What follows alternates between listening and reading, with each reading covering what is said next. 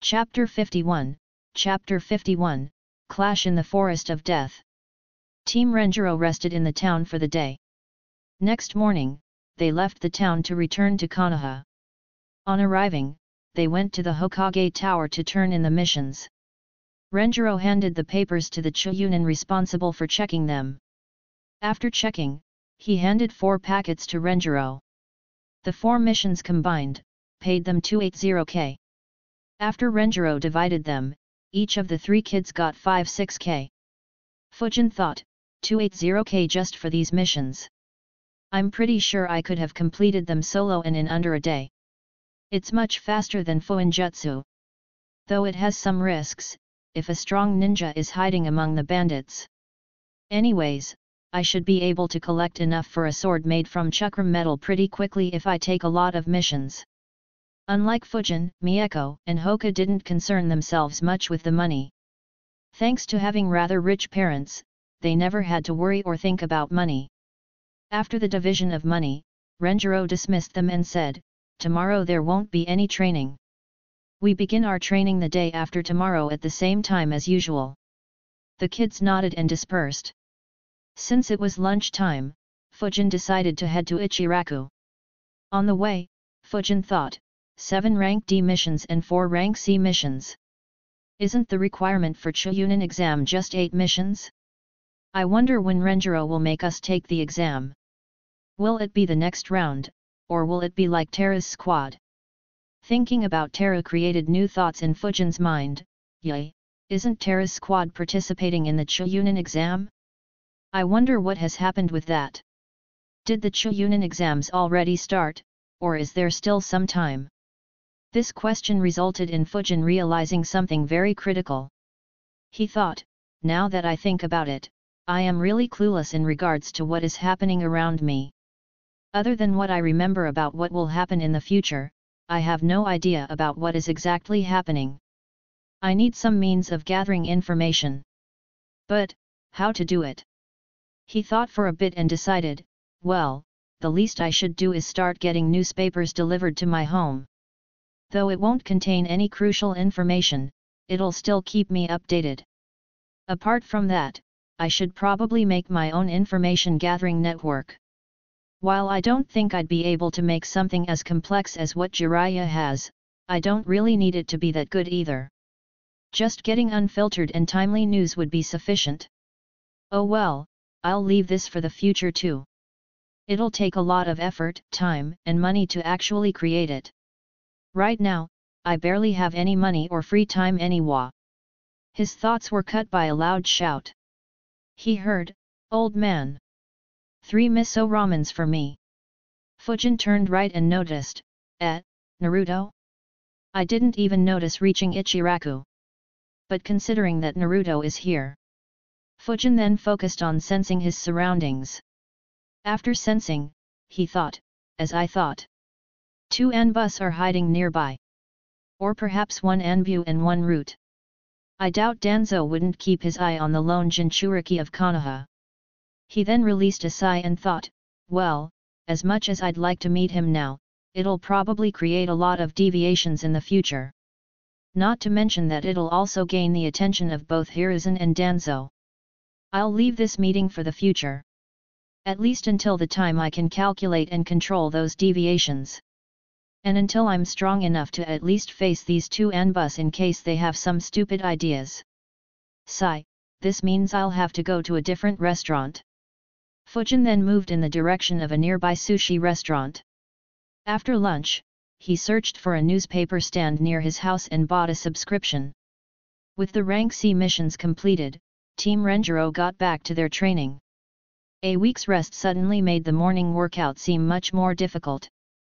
When Renjiro returned after the team's break was over, Mieko asked, "Sensei, when can we go on the next mission?" Hoka looked over with interest. Renjiro replied casually, "Rank C missions take a lot longer time than Rank D missions. So we'll only do 1 monthly. Rest of the time will be focused on your training." Mieko's shoulders slumped on hearing that.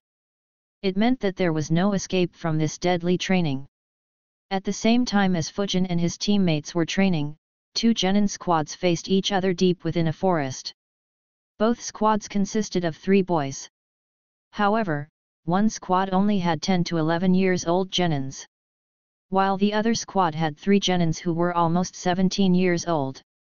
The younger squad was from Konoha, while the older squad was from Kusa. Yori looked at his opponents. They were much older than him, but he wasn't worried. After all, they weren't Uchihas. Yokota Minoru, one of the Kusa genins, said arrogantly, "Looks like we are in luck. Konoha sent little babies for the exam." Yokota Yoshiaki chuckled and added, "Why don't you little kids hand us your scroll and run to your mommies?" The comments riled Yori up. He angrily said, "Why you? I'll show you the might of A." However, he was cut short by his teammate. Hitaki Kane said, "Calm down, they are just trying to rile you." Tomoya Takehiko started laughing and replied, "Oh, we aren't. We are just stating the truth." Teru sighed and said, "They really are arrogant." Kane chuckled and added, "Especially considering that they are still only genins despite being so old." Takehiko replied, "Old eh? I'll show you." He quickly began making hand signs. However, Teru slammed his hands on the ground and shouted, "Too late." As soon as Teru slammed his hands on the ground, stone spears began appearing from the ground and completely surrounded the Kusa squad. Seeing their predicament, Kusanin stopped their hand signs and quickly jumped high towards the nearby trees. Yori, who was already making hand signs, thought, "Got them," and launched Phoenix Sage Fire Jutsu. Seeing the balls of fire heading towards them, Minoru and Yoshiaki quickly made hand signs, Water Shield Jutsu. On completing the hand signs, a shield of water began forming between the Kusa genins and the fire jutsu. The shield was completely formed in the nick of time and managed to protect them from the fire. However, Teru used this opportunity to launch the stone spears at the airborne Kusa genins. The stone spears easily penetrated the water shield, forcing the Kusa genins to use a kunao to block the spears and direct themselves to land properly on the nearby trees. As soon as they landed on the trees, they began making hand signs. However, before they could complete their jutsu, a Tonto appeared behind Yoshiaki and stabbed through his heart. Kane, who had appeared behind Yoshiaki, whispered, "Game over." He pulled his Tonto out, and a lifeless body fell from the tree. Seeing their teammate die was very shocking for the Kusa genins. Especially for Minoru, who was his cousin. He yelled, "I'm going to kill you." Seeing Minoru lose his calm alarmed Takehiko. He quickly shouted, "Minoru, wait." However, the shout fell on deaf ears. Minoru completed his hand signs, Water Pellet Jutsu. He launched the water pellet straight at Kane. However, Kane simply moved behind the trees, completely avoiding the attack. Seeing his attack missing enraged Minoru even further.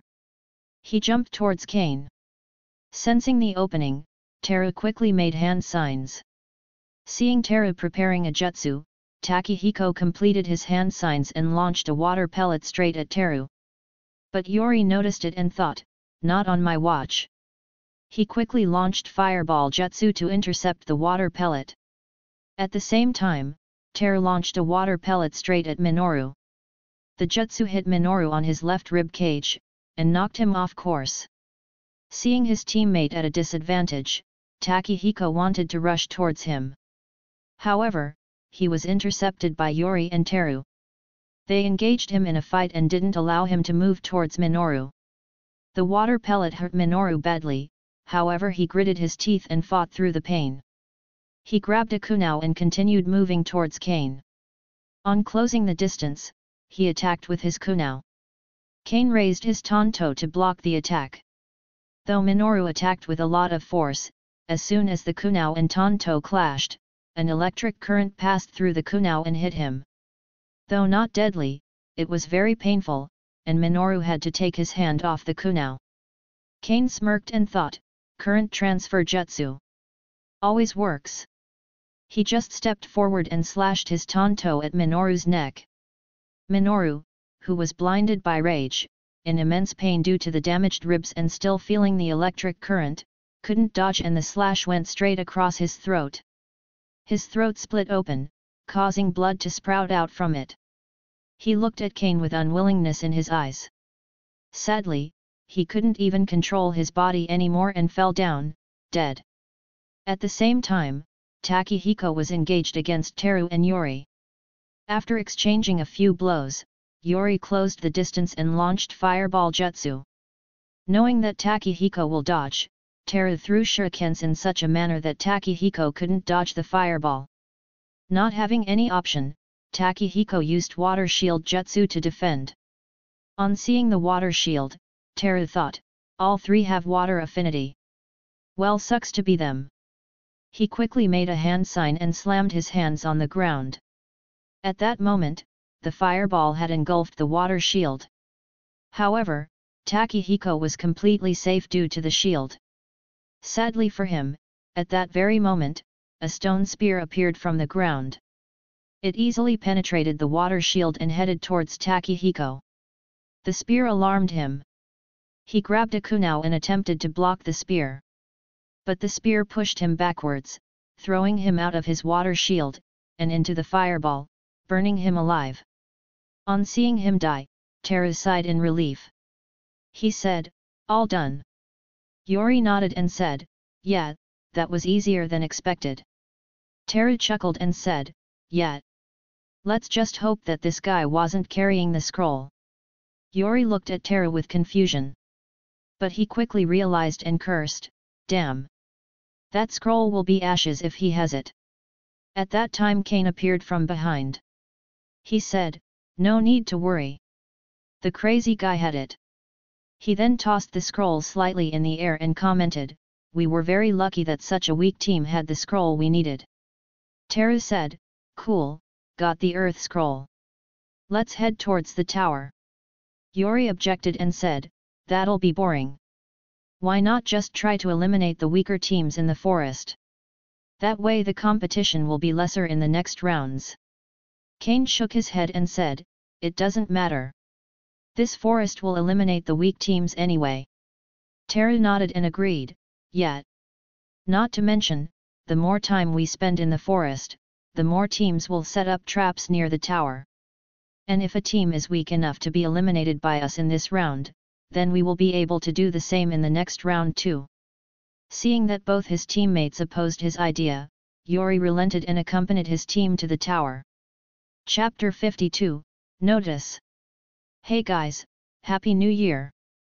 Made a New Year resolution of completing this fanfic. Apologies for not posting any chapter for over a year. Unfortunately, I was just too busy IRL. I wrote a bit during the past year, but never had enough time to write continuously. I suppose there was also some exhaustion and reluctance in getting back to writing continuously. So this time, I'm launching Patreon to motivate myself a bit.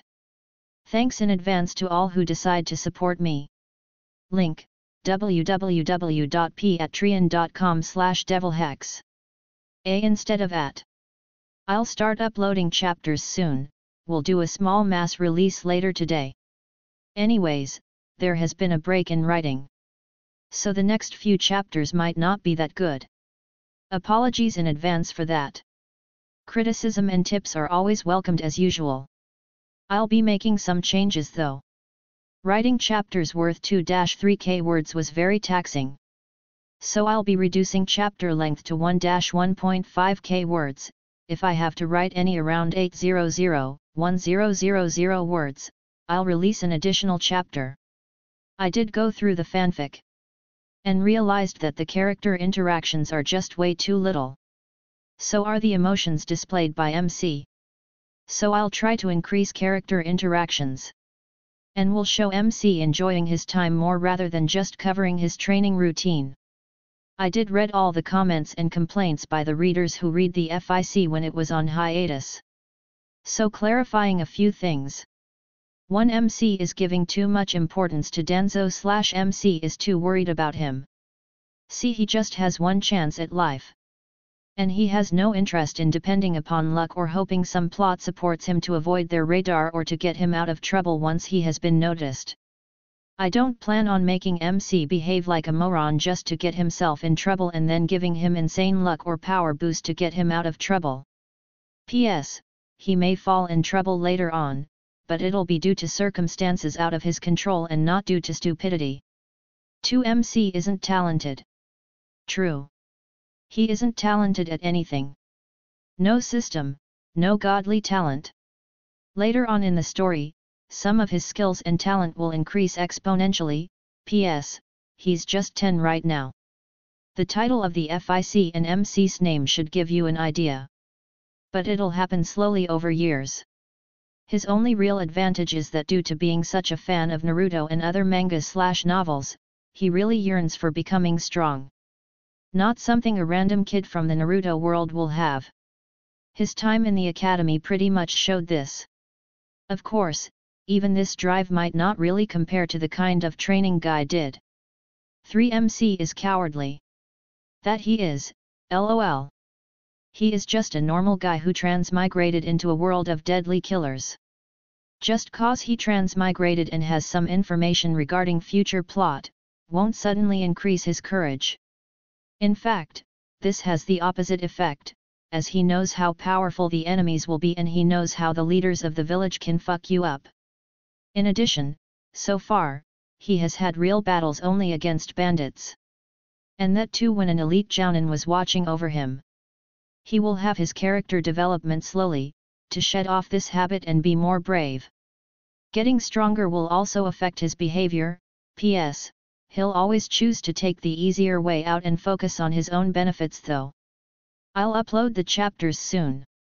We'll try to upload 5 every week. Could increase or decrease depending upon chapter sizes. Chapter 53, Chapter 52, up a few notches. After the mission ended, Renjiro continued the training of his students. One day, when the training was about to end, Renjiro observed his 3 students. He smiled seeing them, with a bit of pride. He thought, these 3 have turned out to be quite good. I'll be surprised if any of them aren't promoted to jounin before they turn 16. I suppose they do deserve some praise from their sensei. The training was completed soon and the genins were about to leave when Renjiro stopped them. He said, 3 months earlier, I accepted to be the jounin sensei of your squad. Do you recall what I told you then? Fujin, Hoka, and Mieko, all shake their heads. Hoka asked, what did you say sensei? Renjiro sighed and said, you guys are on a probation period, remember? Understanding that Renjiro just wanted to make it official, Fujin tilted his head and asked, what probation period sensei? Mieko, do you remember any? Mieko understood him and tilted her head too, nope, don't remember. Any idea Hoka? Hoka too tilted his head and said, nope. No idea what you're talking about sensei. Renjiro's face goes completely dark, looking at the perfect poker face maintained by his 3 students. Seeing his reaction, the 3 genins couldn't help but laugh out loud. Renjiro finally gives up on the antics of his students. He composed himself and said, you guys have pa. However, Hoka cuts him off and says, we already know sensei. And the 3 genins flicker away, leaving their sensei completely dumbfounded. Renjiro smiled bitterly and muttered to himself, I really need to have a word with the one who suggested I put the top squad of the year on probation. It had been 4 weeks since they had been officially made genins. Fujin, Hoka, and Mieko were resting under a tree after the morning workout. Mieko started the conversation by saying, the final round of the Chunin exams will be tomorrow. Mieko nodded and said, yeah, 2 of my classmates will be participating in the fight tomorrow. Mieko continued, yeah, I wanna see Yori's fight. I wonder if sensei would allow us to see the fights. Fujin chuckled and said, good luck asking sensei for a holiday. On hearing that, Mieko looked at Fujin with an annoyed expression. Fujin ignored that and thought, that said, it won't be a bad thing to see how much Teru and Yori have progressed. They have been genin for a year longer than me. After the break, Renjiro appeared and gathered his squad. On seeing him, Mieko quickly wanted to ask him permission to watch the next day's fights. However, Renjiro stopped her and said, "We'll be taking another mission. We will leave tomorrow at 9 am. Mieko quickly asked, "Sensei, can't we take the mission a couple of days later?" Renjiro squinted his eyes and asked, "Why?" She replied, "Sensei, we were wondering if we could watch the Chunin exams that will be held tomorrow." Renjiro, with the same expression, asked the same thing again, "Why?" Mieko put up a diligent expression and answered seriously, "We want to observe the tactics, strategies and jutsus that ninjas from our neighboring villages use. That way we will be more prepared when we have to fight them." Fujin chuckled internally at the answer. Renjiro didn't forbid any ideas they had. Just that, he required a solid reason to agree to them. That was why Mieko prepared such an answer. Renjiro dismissively waved his hands and said, "It's merely genins fighting. You won't learn much." He then looked at his squad and said, "Let's get back to training." Mieko slumped her shoulders in disappointment. Fujin thought, "That's a bit surprising. I thought he would agree with that reasoning." Well, whatever, it doesn't matter much. The next day, Team Renjiro accepted the mission to accompany a merchant caravan to the Land of Rivers. The mission was very uneventful, with only one small bandit group trying to assault the caravan. It took 9 days to reach the Land of Rivers and the return journey took another day. The squad returned to Konoha around midnight. After completing the formalities, Renjiro dismissed the squad. Fujin, on returning home, saw a bunch of newspapers lying outside his door. He picked them up and went inside. He made a couple of shadow clones to go through the papers, while he went for a bath. The clones went through the papers briefly and dispelled themselves. On receiving all the information, Fujin thought, "I see, both Teru and Yori became Chunin. A bit surprising, but I guess Konoha is still trying to increase the number of Chunins and Jounins. Well, I suppose my promotion too should happen in my first attempt then." Not having much to do for the remaining day, Fujin decided to brush up on his Fuinjutsu. He made 3 clones, and all 4 together created all the seals that they knew. While revising his Fuinjutsu knowledge, Fujin began reviewing his progress over the last few months. He analyzed, "It's been 4 months since I graduated. The progress has honestly been phenomenal. I really underestimated the effect of having a dedicated elite Jounin guiding you. Then again, I never expected that we'd be taught this well. My chakra reserves have almost doubled. The amount of pressure I can handle from my training seal is up to 18%. Despite not training, I can now sense up to a kilometer away. Taijutsu too has improved a lot due to constant sparring. And undoubtedly, my ninjutsu and kenjutsu have improved the most. I can now use chakra flow on my sword with ease. I really want to get into an all-out fight to test my power. I wonder if I'll get any such chance soon." The next day, at 4:45 am, Fujin arrived at the training ground. Mieko and Hoka were already there. Seeing them, Fujin asked, "Yo, ready for another 3 to 4 weeks of hardcore training?" Mieko's shoulders dropped and she replied, "I'd rather go on missions." Fujin and Hoka chuckled looking at her reactions. 4 months of training together and 2 long missions outside the village had improved the relationship between the 3 a lot. Their teamwork was also very good. Though it still needs to be tested against a proper ninja team. At 5, Renjiro flickered in front of his team. Seeing his team is ready to begin their morning workout, he nodded internally. However, knowing what was to come, he couldn't help smirking a bit. Seeing that smirk instantly made his genins very worried. Fujin thought, "Okay, what now?" Renjiro started by saying, "In the last 4 months, I have drilled all the basic formations into you. You'll use these formations even when you become genins." The team calmed down after hearing this. Fujin thought, finally. No more boring training sessions on team formations. But why is he smirking? He won't become kind all of a sudden. Renjiro continued, so, from now on, I'll be entirely focusing on increasing your capabilities. So the training will go up a few notches. Hearing that, all the three genins were stunned. Mieko freaked out, a few notches. Fujin was also sweating a bit, doesn't he already make us exert our 100%? Hoka too wondered how intense a few notches would be. Chapter 54, Chapter 53, Senju Taijutsu Style. Renjiro just chuckled at their expressions, and said, first, we are going to increase the pressure applied by the training seals. What are the pressures you are using right now? Mieko replied, 3%. Hoka, 38%. Fujin, 18.5%.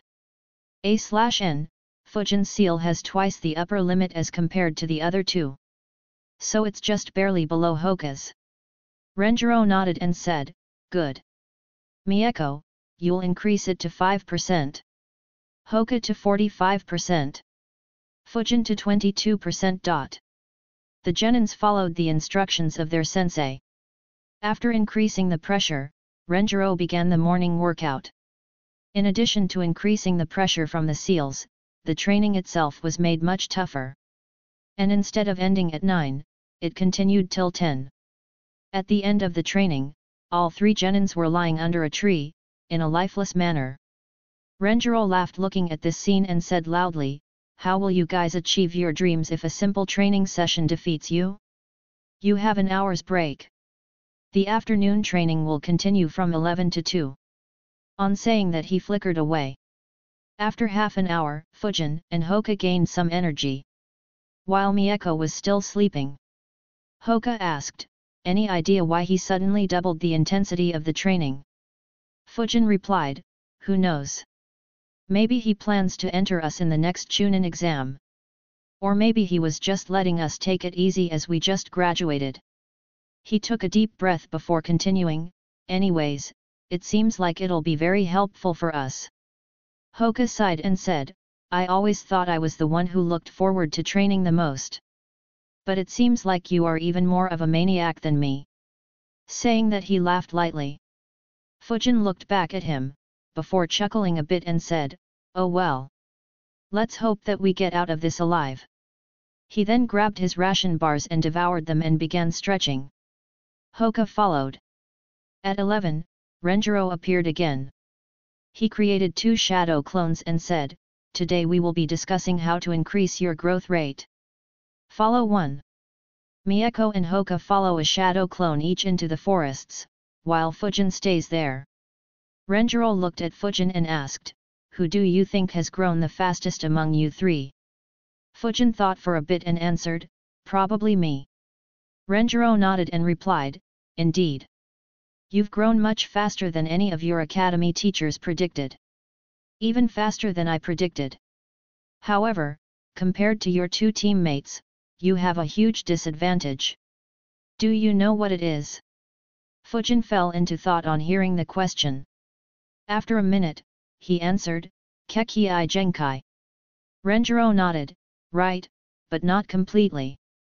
Along with their Kekkei Genkai, they also have their huge clans, which have already developed complementary jutsus to leverage the advantage their Kekkei Genkai gives them.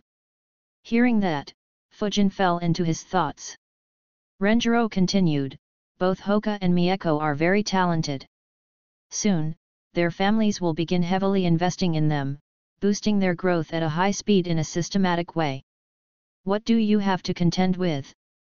Or will you be left behind by them? Fujin replied seriously, that is why I invested time into becoming a sensor and learning swordplay. I don't have any Kekkei Genkai. So obviously I won't get any sudden boost to my powers. But as long as I keep training my skills to the limit, I'll surpass the ninjas who depend on their Kekkei Genkai.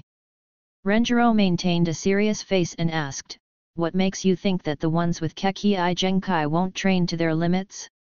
Do you really think that you can surpass them despite all the advantages they have over you? Fujin smiled and put his hand gently on his sword handle. I've heard that the strongest samurai in the Land of Iron can go head to head against a cage with nothing but his sword. Even in Konoha, despite having so many people with Kekkei Genkai, the second, third, and fourth Hokage are all ninjas who didn't have any Kekkei Genkai. Similarly, no member of the Sunnins has a Kekkei Genkai. So as long as I keep training hard, I don't think I'd lose to anyone with a Kekkei Genkai. Renjiro was surprised to hear this answer. More importantly, he was surprised to hear the confidence in Fujin's voice. He smiled wryly and thought, oh well, this one has no need of any encouragement or confidence boost. Though he might need a reality check. At the same time, Fujin was thinking, was he planning to give me a pep talk or something? Anyways, while Kekkei Genkai is good, it's not something that would churn out rank S ninjas. Other than Eternal Mangekyo Sharingan, Rinnegan, and maybe Tenseigan, others aren't really overbearing. I guess the Senju treat the wood release with the highest respect, but in all honesty, it was Hashirama who made wood style overpowered and not vice versa. Besides, of my two teammates, one is about to die soon, while the other has a cursed seal put on him. Not really something I'd be jealous about. After a short pause, Renjiro began talking again, that's a good perspective to have. But don't forget that whether it's the second, third, and fourth Hokage, or the three Sunnins, all were extremely talented and hard-working. So while it's a good thing to take inspiration from them, don't forget that you'll have to train extremely hard to even dream about reaching that level. Fujin nodded and replied, yes sensei. Renjiro smiled and added, there's another thing I want to tell you about Kekkei Genkai. But you are not ready for it yet. I'll tell you when you complete your first B rank mission as a Chunin. Fujin wondered what Renjiro wanted to tell him. He replied, alright sensei. Renjiro then asked, what is your analysis of your current capability? And how do you plan on continuing your training? Fujin thought for a bit, before answering, to start with, my ability as a sensor nin is developing decently. But that'll be my secondary ability. In terms of fighting, it seems like my mainstay will be wind release and swordplay. Swordplay is my preferred choice of close combat. While wind release gives me mid and long range capabilities. Of course, both still have a lot of work that needs to be done. I can use some earth release jutsus for defensive purposes. And I have body flicker jutsu for mobility. My physical strength, speed, and chakra are decent too I guess. At least for a genin that is. Renjiro was impressed by Fujin's analysis. Fujin continued, as for what I'm missing or need to improve. I need some strong jutsu in my arsenal that can create a deadly impact or devastation on the battlefield. And my taijutsu needs to improve. All I have there is the basic academy style. On completing his answer, he looked up at his sensei. Renjiro replied, on point analysis. You don't need to worry about a strong jutsu though. When you become a jounin, you'll get to look at rank A jutsus that our village has. For now, stick with rank C jutsus. Preferably for the next couple of years, until your chakra grows considerably. You are right about your taijutsu though. While you did rank high in the academy, that basic style won't aid you much in growing stronger. That's why I'll be teaching you the taijutsu I practice. That is the Senju Taijutsu style. Chapter 55, Chapter 54, The Path to Becoming an Elite. That surprised Fujin. He quickly thanked his sensei, thank you sensei. But can you just teach it to someone who isn't from the Senju clan? Renjiro raised his eyebrow and asked, what do you mean someone? You are my student. He then laughed and said, don't worry, our techniques are for the whole village. Anyone who can learn it can use them. Of course, the key word is can. Fujin asked, what do you mean by can sensei? Renjiro replied, the people from our clan are blessed with high levels of chakra. Surely you'd have sensed that by now. Fujin nodded. Renjiro continued, so our techniques usually have high chakra requirements. If anyone else were to try and learn, they'll run out of chakra very quickly.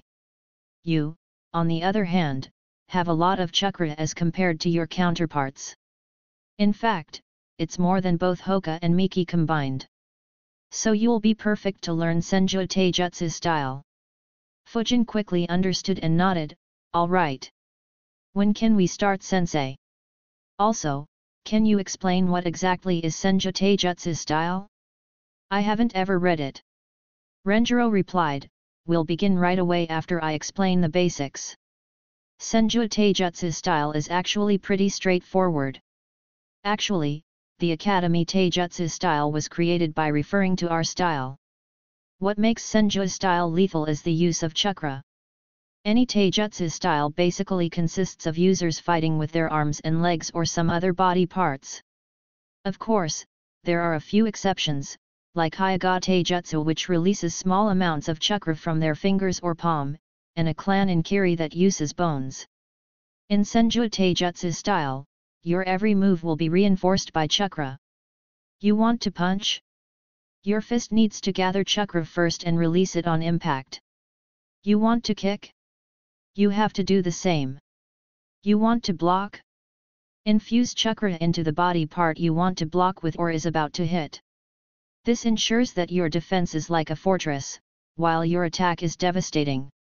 Of course, such a style means that not only do you need to have a huge amount of chakra, but you also need to have very good chakra control. Else, even a huge chakra reserve will get depleted very quickly. Renjiro's explanation shocked Fujin a bit. He analyzed, isn't this similar to Tsunade's fighting style? In fact, I did already make some attempts of infusing chakra in my punches. To think this is the Senju style. Tsunade's fighting style probably represents the Senju Taijutsu style used by someone who's reached the peak of chakra control. Anyways, this is very good. Finally, a Taijutsu style that can allow me to compete, or even overpower others. After analyzing, he said, let's start, sensei. Renjiro nodded and began the training. He said, first, we will start by getting you to completely infuse your chakra in your whole body. Once you can do that, we will begin concentrating on infusing it with individual body parts only. Display your entire chakra first. Fujin obeyed, and released his entire chakra. Renjiro looked at Fujin. He could see a blue chakra completely cloaking Fujin. His first thought was, marvelous. Fujin too was in thought, actually, I do have some basic understanding of this. While I never exposed it for obvious reasons. Now will be a good time to use it to just show it as natural talent, hehe. Following Fujin's expectations, Renjiro gave his next command, now try to contain that chakra inside your body, such that it flows through your entire body. Think of it as similar to you doing chakra flow on your body rather than just your sword. Fujin followed his guidance. He slowly began containing that chakra in his body. In around 2 minutes, the blue aura cloaking him slowly disappeared. But if someone were to observe closely, they'd notice blue chakra flares being expelled occasionally from his body. Renjiro, who was standing right in front of him, was shocked. He thought, so fast. This. He swallowed his saliva before exclaiming to himself, this is unbelievable. Though the control isn't perfect by any means, he managed to contain the chakra in just a couple of minutes. It's as if this technique was made for him. Fujin looked up at Renjiro, before asking, is this proper, sensei? Renjiro nodded and replied, yes, very good. But you are losing a lot of chakra while trying to maintain this form. The next phase of your training will be to perfect this form. You'll activate it, and meditate until you can properly contain your chakra with zero loss. Until then, no ninjutsu or kenjutsu practice for you. In fact, even when doing your morning workout, you'll start doing it by maintaining this form. Hearing that he won't get to practice ninjutsu or kenjutsu disappointed Fujin a bit, but seeing the importance Renjiro stressed on this, he could vaguely guess that this will become something that might define him for a long time to come. It might even be what breaks him apart from the normal ninjas, and pave his way into becoming an elite. Renjiro's thoughts too were along the same lines, now that I've seen your potential in this, no way I'd allow you to not raise this aspect to the peak. Apart from a short lunch break, Fujin ended up training alongside Renjiro till 8 p.m. Finally, at 8, the training ended and Fujin was allowed to leave. Before leaving, however, Renjiro said something that left Fujin tongue-tied. He said, "Tomorrow, increase the pressure on your seal to 30% during the morning workout." Fujin looked at his teacher skeptically, but seeing the serious look on his face, he just nodded helplessly. On reaching home, Fujin ate a few ration bars and straightaway dived into his bed thinking, "Damn! My entire body is sore. It's as if each and every cell in my body is screaming in pain. This is nuts. No wonder Renjiro asked me to double my ration bar intake. Still though, the progress that I made just today is crazy. If I manage to keep up with this training for months, I have no idea how strong I'd become." Not having the energy to do anything, he fell asleep. Chapter 56, Chapter 55, Rapid Improvement. The next morning, when he woke up, something left Fujin completely shocked. His body had no pain whatsoever. He speculated, does this training also heal the body in some way? Or is it something else? More importantly, is this safe? I need to consult him ASAP. Renjiro appeared at the training ground at 5 a.m. as usual and asked the genins to begin their workout. However, today, Fujin said, "Sensei, I have some queries." Understanding what query he'd have, he replied, "All right. Hoka, Mieko, you two begin your workout. Fujin will join you too soon." Hoka left wondering what query Fujin had, while Mieko left begrudgingly as Fujin got to skip out on the workout a bit. Renjiro then looked at Fujin and asked, "Is it about the quick healing?" Fujin nodded. Renjiro answered, "It's a side effect of this training. Since you infuse chakra in your body, it ends up activating each and every cell of your body. This will increase your passive healing and also reduce the amount of time you need to recover from fatigue or exhaustion." He then smiled a bit and continued, "There's actually a few more advantages of this training. It'll increase your stamina, and more importantly, your chakra reserves." Fujin's eyes widened on hearing that. He quickly asked, "Isn't it too much of a hacks?" Renjiro smirked and said, "Not really. The passive healing, while good, isn't really groundbreaking.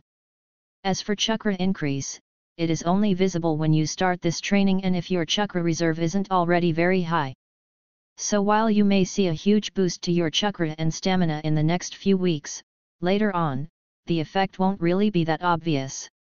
That killed Fujin's excitement a bit as he sank into his thoughts, "Oh, then it's not that big of a hacks. But still pretty good though. After all, the very requirement to learn this style is having high chakra. And if the effect of learning this style was a boost to your chakra reserve, then it just doubles down on that advantage." He looked back at Renjiro and asked, "Is there any harmful side effect to using this technique?" Renjiro was a bit surprised by that question. After all, any other 10-year-old genin would just be too happy with such a huge buff. He remembered that he himself had been lost in delight when he had learnt this technique. He answered, "Don't worry, this is a very old Senju technique. There are no harmful effects. In fact, considering the long lifespans of my clan members, it might even be having a good effect on your health." Hearing the answer, Fujin let out a sigh of relief. Renjiro looked at him and said, "If you have no more questions, begin your workout. Your teammates have left you behind considerably." Fujin thanked him and started the workout. While he had increased the pressure from the seal a lot, infusing chakra meant that exercises were actually easier for him. Of course, that wasn't foolproof.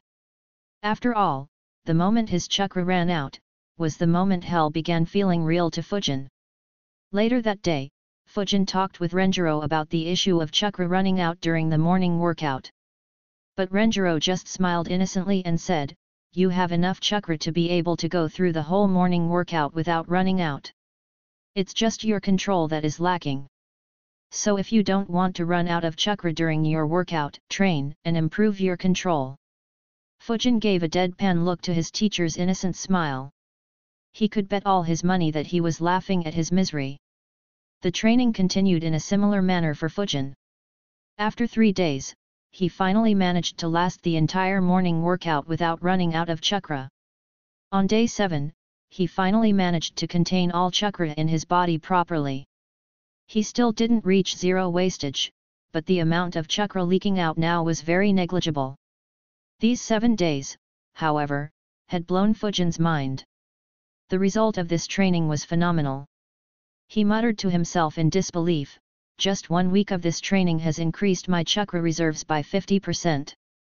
In addition to the chakra increase, Renjiro made Fujin increase the pressure on the training seal from day 3 onwards. Right now it was up to 40%. The next month was spent on properly mastering chakra control for the Senju Taijutsu style. At the end of the training, Fujin could finally freely control his chakra and employ it in a spar against Renjiro. This training increased his chakra by another 35 to 40%. In just over 5 months since he graduated, Fujin's chakra reserves had a 4-fold increase. His thoughts were, incredible. I now have more chakra than even Genki. And he was an elite Chunin for 4 years at least. Damn, I really want to test out my ninjutsu right now. Unfortunately, he was still denied permission to train ninjutsu. With all 3 students training intensely, Renjiro didn't take any missions for a couple of months. Renjiro spent a few more weeks drilling all the basics of Senju Taijutsu style in Fujin. The process of increasing pressure from the training seal continued during this time. At that moment, it was at 55%. Fujin always had to keep infusing his body with chakra while doing rigorous training or sparring. Otherwise, this pressure would slow him down a lot. And if he was doing some normal activities like walking or running or resting, then the pressure shouldn't really bother him much. By this logic, Renjiro had Fujin maintain that pressure all the time. Finally, one fine evening, Renjiro watched a tired Fujin panting on the ground. They had just finished another one of their spars. He smiled and said, "Great work, kiddo. You have finally got all the basics down properly." Fujin just nodded. Clearly, he was too tired to answer back. Renjiro smiled and said, "Let's end here. Take a rest and take tomorrow off." Hearing that, Fujin suddenly looked up. There were almost tears in his eyes. He thought, finally. Renjiro chuckled at his reaction and then flickered away. Fujin rested a bit and then dragged himself across Konoha to his house while thinking, finally. 2 months, and not a single day's break. Hoka and Mieko got off days saying that they needed to master their clan jutsus. But for me? I didn't get even a single session off. He went to sleep while complaining about the unfairness in his heart. Chapter 57, Chapter 56, Supercharged Wind Jutsus. The next day, Fujin, for the first time in years, slept like a log till noon. On waking up, there was no soreness from the earlier day. He thought, got to admit, I really love this aspect of this training. I always wake up in full health and stamina. Anyways, no more ration bars today. After freshening up, he left home. While talking he thought, I really miss the advanced technology. In my previous life, I could never imagine myself being without a smartphone for years. Heck, I would have most likely spent today on the net, while lazing on my sofa and ordering all the food home, haha. Soon, he arrived at Ichiraku. He sat there and said, "Old man, give me one of each bowl you have." Toki was surprised at the order. After all, it's not daily when someone would overeat ramen. He smiled and said, "You've come here after a long time, Fujin." Fujin sighed, "Yeah. Another old man made me train all the time. So I had no free time at all." Toki smiled and encouraged him, "Hang in there, young man." And he began making the ramen. Ever since he graduated, Fujin's trips to Ichiraku and Yakiniku had increased. His food was usually just ration bars, and when he got an opportunity, he would visit these 2 restaurants. so his relationship with Toki was good. Soon 2 bowls were served in front of Fujin. Toki wore his trademark smile and said, "Eat up. You'll need all the energy you can get." Fujin wasted no time in digging in. Soon, he ended up eating all 7 types of ramen in Ichiraku. Once done, he said, "They were delicious, old man. Give me 2 more miso and tonkatsu ramen." Toki smiled and yelled, "Coming right up." After lunch, Fujin went into the forest he used to train earlier in. He smirked while thinking, "Finally a break. Now let me test my jutsu." On reaching the deepest part of the forest, he stood in front of a tree. Well, here goes nothing, and he uses his great breakthrough jutsu. The jutsu uproots the tree, as well as a few more trees behind and adjacent to that tree. In addition, the winds created by the jutsu created deep slashes in many nearby trees and stripped them of all their leaves and most of their branches. Watching the scene, Fujin grinned, "Excellent. This is almost 40 to 50% stronger than it was 2 months ago. And now?" Fujin's grin grew wider. He suddenly exerted his chakra, causing a blue aura to form around him. He began preparing another great breakthrough jutsu. Only this time, instead of releasing it, he began pouring a lot more chakra into this jutsu. In 30 seconds, he managed to pour 10% of his chakra into the jutsu. In another 30 seconds, it reached 15%. Great breakthrough jutsu. He exhaled the jutsu. Only this time, instead of normal jutsu, it was supercharged with chakra. The jutsu hit the tree in front of him, completely obliterating it. In a fraction of a second, hundreds of trees in the vicinity were uprooted or cut into pieces. Thousands were stripped of all their branches and left with deep scars. A/N, apologies climate lovers. Luckily, Naruto World isn't threatened by climate change, lol. Fujin was shocked on seeing the destruction. However soon, the shock on his face was changed to a grin that seemed to be plastered on his face. Excellent. Marvelous. Now, this is what a jutsu is. But that said, the amount of time needed to supercharge the jutsu is too long. Any capable ninja will kill me a dozen times if I stay in one spot for a minute. I'll have to increase the speed of pouring my chakra into the jutsu. Preferably reduce it to under 2 seconds. And have to do it while moving around, or even better, while flickering around. I guess this is why Renjiro asked us to focus on rank C jutsus. Now, let me test the other jutsus. Fujin quickly made a hand sign. Soon winds gathered around him. He infused chakra into his jutsu for 30 seconds. The winds then spun around him in a dome shape at a very rapid speed. The wind kept spinning around Fujin for a couple of minutes. Even before the wind dome dispersed, Fujin made a hand sign. The winds turn into 2 wolves. They are 3 meters in height, and almost 7 meters long, looking incredibly ferocious. They ran towards the nearby trees and shredded a few of them with their claws and teeth before disappearing. Next, Fujin once again gathered his chakra and poured it into Wind Dragon Jutsu. He managed to pour a little over 20% of his max chakra into it. It resulted in a 50-meter-long dragon forming in the forest. The dragon opened its mouth, forming a huge wind explosion jutsu, and launched it toward the trees. The sphere traveled in a straight line and exploded on hitting a tree, snapping it into 2. It then traveled in a zigzag way through the forest, slashing many trees with the winds in its large body. It managed to travel 200 meters through the thick forest cover before dispersing. Soon after, 2 spheres of wind appeared in Fujin's hands. Their size quickly increased to around 50 centimeters in radius. Fujin launched it at the same time on a boulder. They exploded on the boulders and created a few scars all over them. Fujin analyzed them. The damage increase is kinda unnecessary. After all, it's just slashes of wind. Any random slash can give a fatal blow to a normal ninja anyways. And if someone does create a strong defense, then it'll end up blocking the enhanced wind explosion jutsu with ease too. Yeah, it's unnecessary. Let's just increase the speed of launching. At the very next moment, Fujin began spamming the wind explosion jutsu. In just a minute, he ended up launching 84 wind explosion jutsus. Fujin grinned, excellent. And it cost me around 7% of my chakra. This will be a very annoying tactic at mid-range, haha. Next, Fujin looked around himself to look for an appropriate stone. He finally found one, a few dozen meters from him, which he guessed would weigh around 15 kilograms.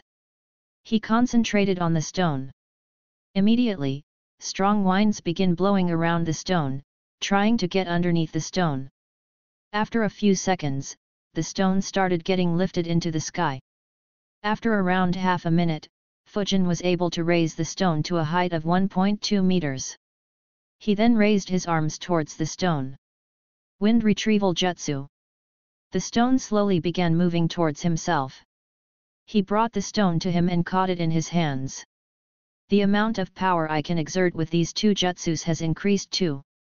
I wonder if I'll be able to fly with the help of these two jutsus. Though I guess I'll need much more chakra and much better control. And probably, even then it might not be useful for long-distance travel. Chapter 58, Chapter 57, Analysis in a Weird Situation. Tossing the stone away, Fujin put his hand in his bag and tossed 12 shurikens one after another in the air. Projectile Control Jutsu. Fujin used the jutsu to control the shurikens and had them move through the forest while avoiding all the trees. The shuriken moved continuously through the forest and all of them hit the same tree around 500 meters away from Fujin. At the next moment, Fujin appeared next to that tree using wind instantaneous body jutsu. He retrieved the shurikens while concluding, "Wow, I didn't think that 2 months of Senju Taijutsu training would end up boosting my ninjutsu so much. In the Great Breakthrough Jutsu, I could pour up to 15% of my chakra. While it took a minute, the result was very good. The spinning shield of wind could only take up to 2.5% of my chakra. I just couldn't add more to it. It was similar to the Wind Gale Wolf Jutsu. I could just pour 2% of my chakra into each of the wolves. The Wind Dragon Jutsu on the other hand could take 20% of my jutsu. And using Wind Instantaneous Body Jutsu to my current limit of 500 meters requires 1.5% of my chakra. Wind Projectile Jutsu requires a negligible amount of my chakra now. While each Wind Explosion Jutsu needs less than 0.1% of my chakra. Wind Levitation Jutsu doesn't have much battle use for now. Wind Retrieval Jutsu can be used to create some chaos though. Anyways, just this short show of my jutsus cost me almost 50% of my chakra. I wonder if Renjiro has more means to increase my chakra levels. Though it shouldn't be an issue for now as I can't really supercharge any jutsu in combat. Fujin began gathering chakra again and slammed his hands on the ground. A rock shield appeared in front of him. Seeing the shield, Fujin sighed, no wonder it is just a rank E jutsu. It has already long reached the limit for me. There's no scope to improve it anymore. The size of the rock shield was no bigger than what Fujin could do 2 months ago. That said, I need to discuss with Renjiro and see if he could have any method to release the jutsu by stepping on the ground rather than slamming hands down. Oh well, I'll ask when he restarts ninjutsu training. After concluding, Fujin made a hand sign and disappeared underground. While underground, he sighed, I've been so busy with everything, that I never really practiced this jutsu after graduation. He kept moving underground for a bit, before suppressing his chakra signal and making another couple of hand signs. In an instant, he disappeared and reappeared around 150 meters in the direction he was facing. Earth Instantaneous Body Jutsu and Wind Instantaneous Body Jutsu are perfect for escaping without leaving any trail. Earth Instantaneous Body Jutsu would actually be perfect for infiltrating enemy territory. I wonder what counter has been developed against this jutsu. He then rose up from the ground, made another hand sign, and placed his hand on the ground. The ground ahead of him transformed into a moat of mud. The size of the moat was 6 meters in radius and 10 meters in depth. He moved to a different spot, made a few hand signs, and slammed his hands again on the ground. This time, the ground rose slowly, as if trying to trap someone. Fujin analyzed, earth-holding jutsu is just too slow. Kinda a similar situation with mud moat jutsu. Then again, these two are the only jutsus that I can use to trap enemies. Should be sufficient for now. Having tried and analyzed the current status of most of his jutsus, Fujin decided to return home to rest. While leaving, he muttered to himself while looking at the ground, my jutsus should be good enough for now. But I do need the earth wall jutsu. That'll improve my ability to defend further. And my current chakra should be plenty for it. Though I guess Renjiro won't allow it. Anyways, I hope that we get to participate in the next Chunin exam. I really want to test myself in combat. It should be fun. He grinned and looked up. What he saw made him feel a bit awkward. A good chunk of the forest was utterly destroyed by Fujin testing his jutsus. He wondered, if someone were to come here and see this, I wonder what they'll think. Luckily, this area is kinda remote and people shouldn't be coming here. But in any case, I should hide my tracks in case someone did come here. Also, it would probably be best if I don't return here in the near future. Fujin jumped onto a branch of one of the trees that still had branches. Gale Jutsu. A gentle breeze blew through the forest, covering up every footprint in it and also dispersing the scent slightly. Once this task was done, Fujin made a hand sign and disappeared from his spot, and appeared on another branch around 500 meters away. He used wind instantaneous body jutsu a few more times before getting out of the forest. After leaving the forest he flickered away toward his house while wondering if anyone would ever see the havoc there.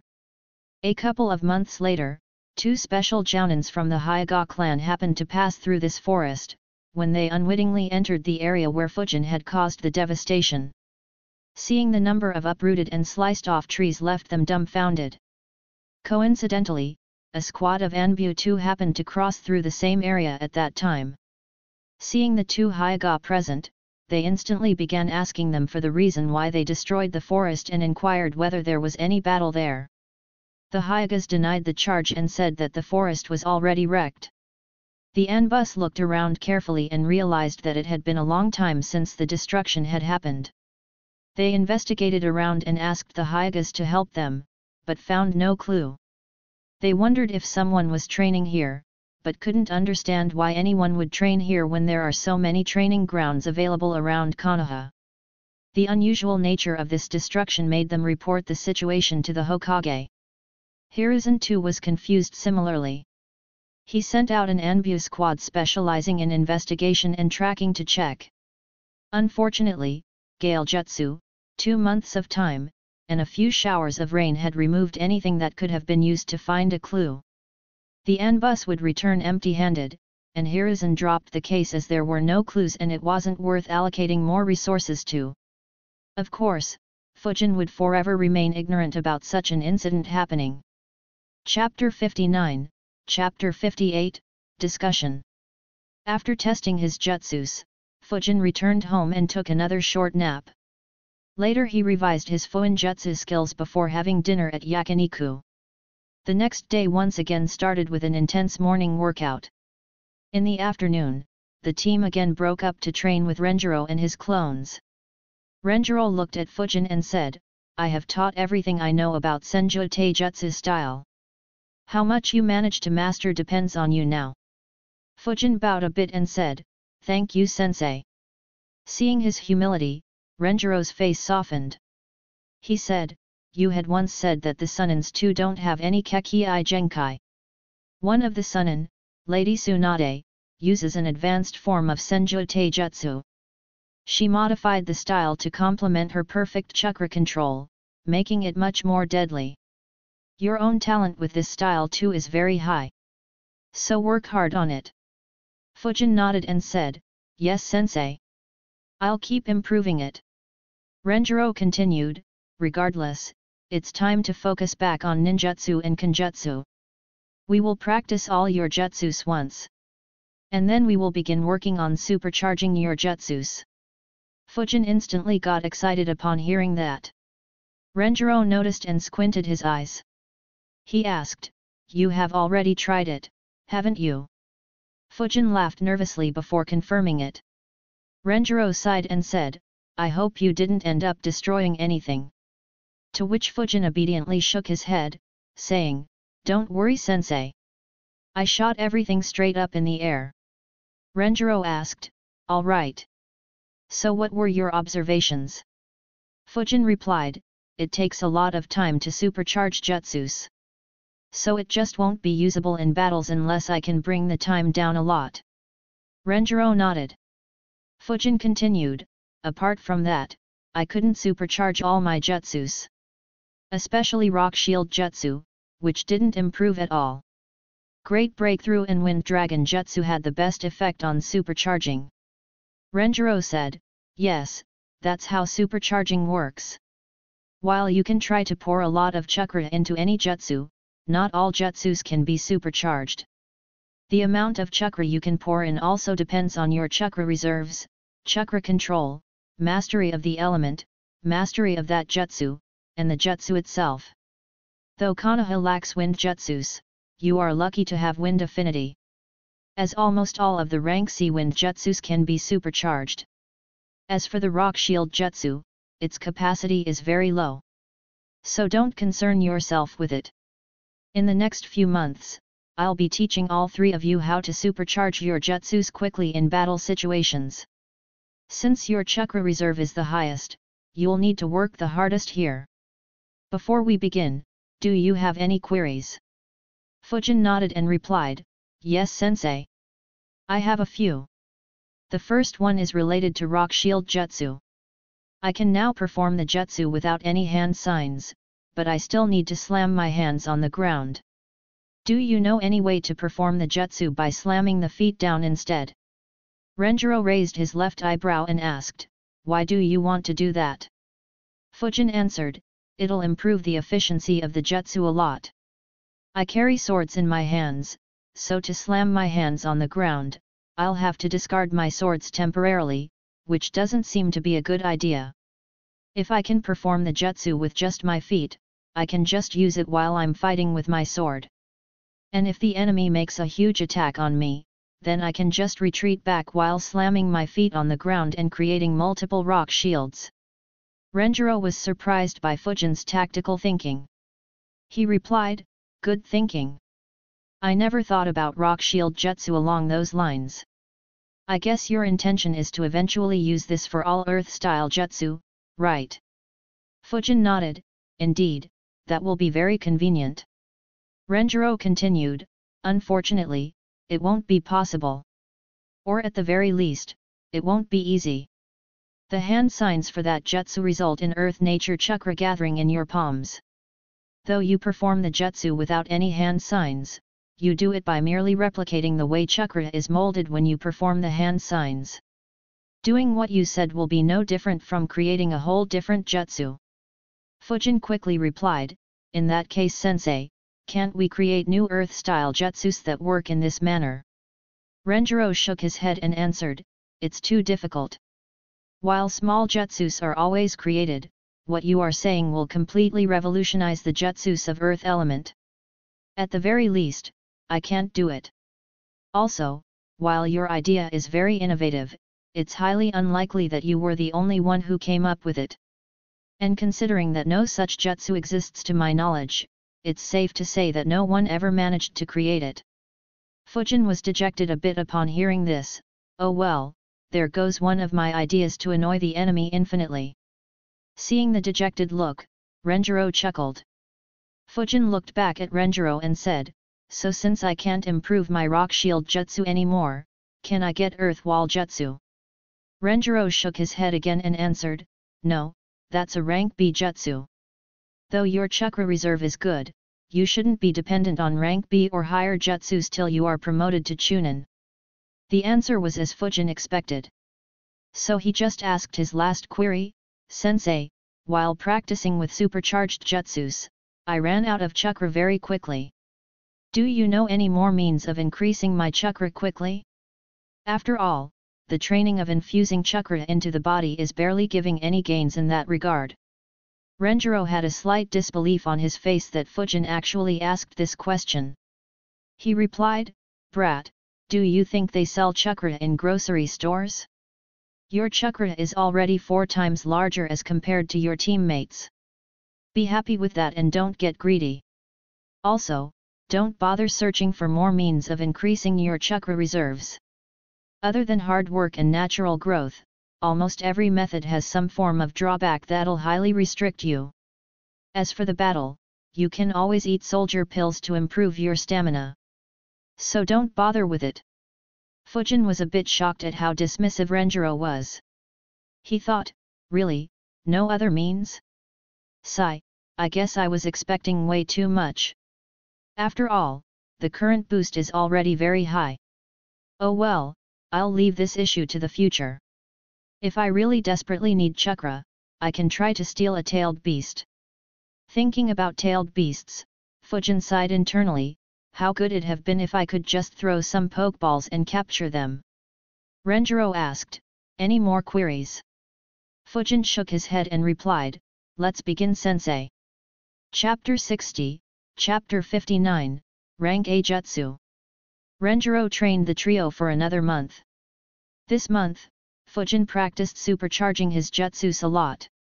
He could now infuse 20% of his chakra into the Great Breakthrough Jutsu in under 15 seconds. More importantly, he could infuse 5% of chakra into the jutsu in just over 2 seconds. This was usable in battle as long as he maintained some distance. He also mastered Wind Gale Wolf and Wind Dragon jutsus and could now perform them without any hand signs. The ease with which he became capable of using these jutsus without any hand seals shocked Renjiro. Fujin's Kenjutsu also improved a lot. All the basics regarding samurai saber techniques were taught to him. He could freely control chakra flow through his samurai swords. He even managed to properly infuse his wind chakra through the normal chakra flow. Renjiro couldn't help him much in this regard as he himself never added a nature chakra to chakra flow. He specialized in earth and water elements, and neither were suitable to be added to chakra flow. Nonetheless, it was learnt with rather ease by Fujin. In fact, while learning it, he also learnt a technique that he had dreamed about performing for over a decade. The team was given a day's break once again, which all 3 used to rest well. The next day, in the morning, the team met up once again. Hoka saw Fujin coming to the ground and asked, "Hey, how's the training progressing?" Fujin replied, "It's progressing rather smoothly, what about you guys?" Hoka smirked and replied, "It's going very well. I want to spar with you once again." Fujin smirked back and replied, "Well, let's hope that you can touch me this time." That annoyed Hoka, who begrudgingly replied, "Due to you, sensei drilled me with ninjutsu training for 3 months straight." Hearing that, Fujin laughed. Mieko, annoyed at being left out of the conversation, butted in by snorting, "Humph, I'll beat both of you at the same time in a spar." Hoka and Fujin turned to her. Fujin replied, "Well, let's hope that you have some energy to spar after the morning workout then." Hearing that, her shoulders immediately dropped, while Fujin and Hoka laughed at her expense. The poor girl complained about the unfairness to herself, "It's not as if I'm slacking on those workout sessions. It's just that every time I am about to reach sensei's target, sensei just makes it even more difficult." While Mieko was depressed, Renjiro appeared. He announced, "We have trained continuously for the past 3 months. Next, we will be taking continuous rank C missions." That instantly perked up Mieko. After all, missions would mean no more rigorous training. Hoka and Fujin also sighed in relief, as their bodies needed a break badly. Unlike Mieko who'd drop out early rather regularly, Hoka and Fujin gritted through the entire workout daily. Renjiro continued, "Today we won't do any workout or training. Instead, you guys will spar." This immediately gained the attention of the 3 genins. Renjiro continued, "You 3 will fight out against each other in a 3-way battle. You are not allowed to team up with each other unless the circumstances force you to.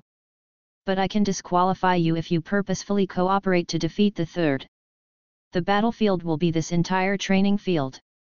You guys have time from now till 6 p.m. to decide on a winner. You can defeat others by knocking them unconscious or making them give up. Obviously, I can interfere and declare someone to have been lost. And of course, you guys aren't allowed to seriously injure anyone. No soldier pills. And Fujin, no swords. Mieko suddenly asked, why no swords for Fujin? Isn't that his Goto weapon?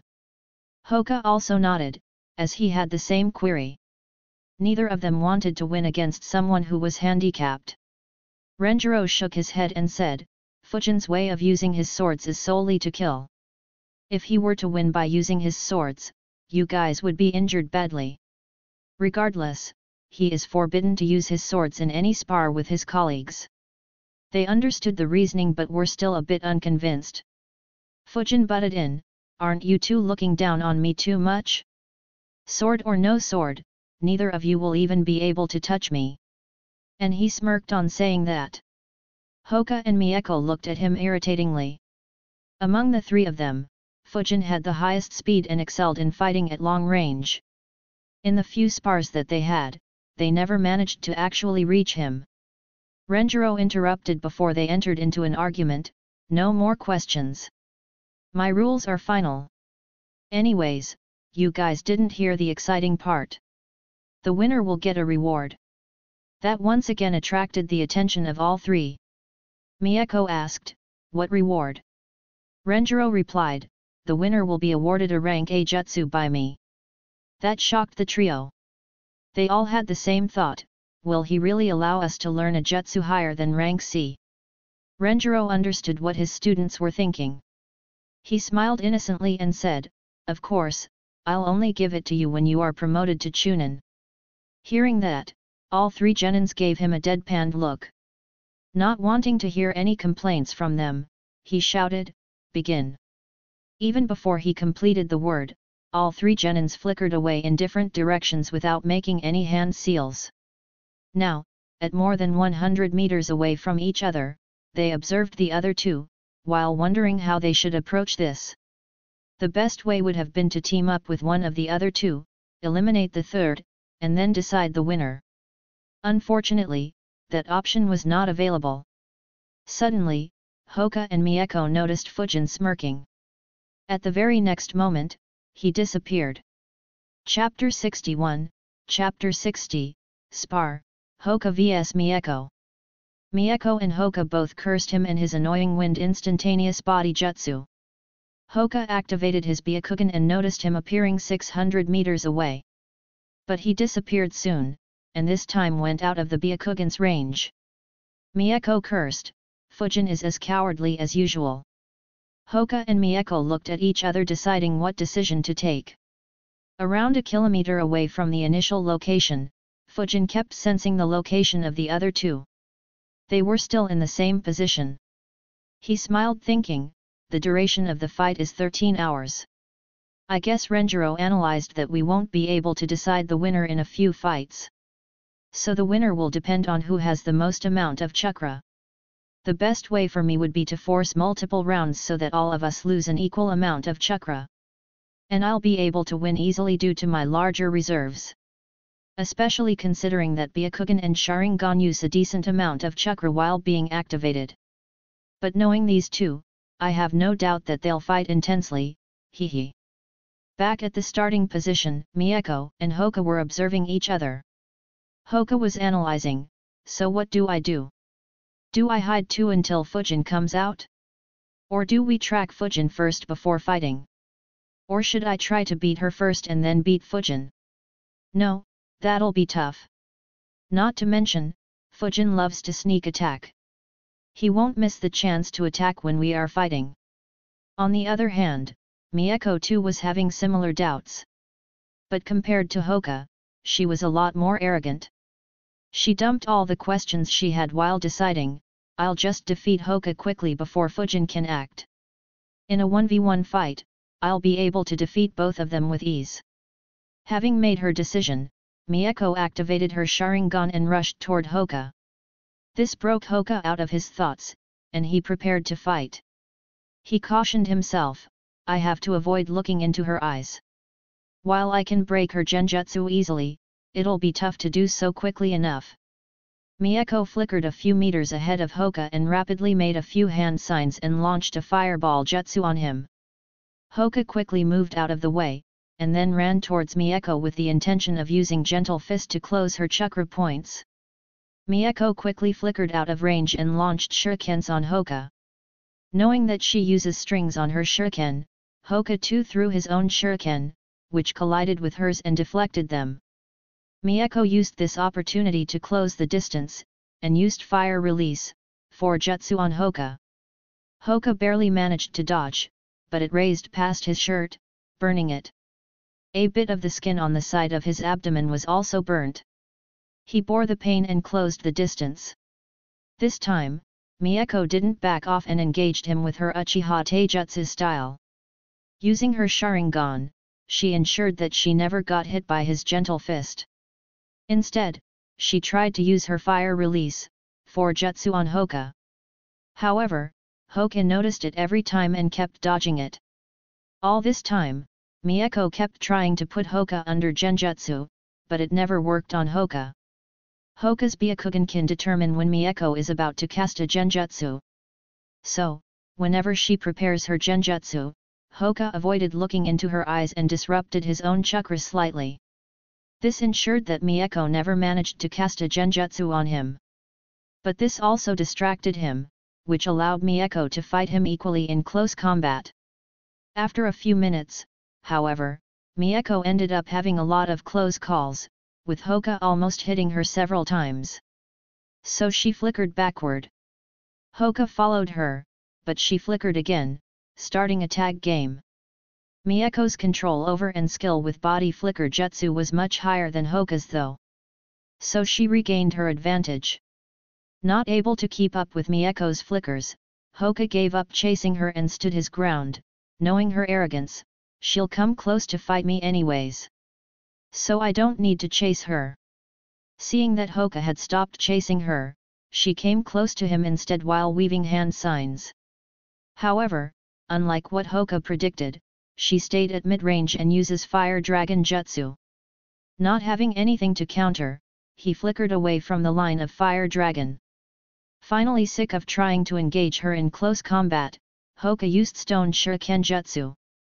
The jutsu surprised Mieko, but thanks to her Sharingan, she was able to dodge or block all of them. Unfortunately for her, she overlooked Hoka, who using this time, appeared right in front of her and stabbed 2 fingers toward her. Seeing that, Mieko freaked out a little, damn, I have to block. In a hurry, she put her arm in between, and Hoka hit a chakra point on her arm. As soon as her arm gets hit, she flickered away. Hoka expected her to return, but instead, she just ran away, surprising Hoka, never thought she'll run away. He waited there for a few seconds thinking, both my opponents ran away. So shouldn't I be the winner? He then sighed, unfortunately, the next step will depend on Fujin. I and Mieko are finally far away from each other, and tired from a battle. Even injured. So the question is who will he attack? Around a kilometer from where the fighting was happening, Fujin kept sensing their chakras throughout their clash. When they kept fighting, he really wished that he had some popcorn and a TV to watch the fight. Unfortunately, he had to stay hidden long away. The fight continued for over 7 minutes, before he sensed Mieko's chakra signature going far away from Hoka. Chapter 62, Chapter 61, Fujin's Decision. Fujin concluded, oh, so Mieko lost and ran away? Who's the coward now? Anyways, whom to attack? Since Mieko ran away, it's safe to assume that she's injured. Most likely Hoka managed to block some of her chakra points. Maybe 1 or 2. Any more, and Hoka wouldn't have given her any chance to run away. Hoka too was thinking at the same time, Fujin will most probably target Mieko, as she's the one who ran away. I should be ready to hit him after he fights her for some time. Mieko sat while resting against a tree after retreating to the opposite end of the training ground. She was very annoyed with herself. I put my guard down, that's why I got hit. Otherwise, I could have beaten him as I was suppressing him throughout the fight. She looked at her left arm. It was swollen. He blocked the chakra point on my left arm. I won't be able to create hand signs. Even moving this arm is very painful. She began applying first aid on her left arm. She didn't bother hiding, as she knew that both Fujin and Hoka wouldn't have any issue tracking her.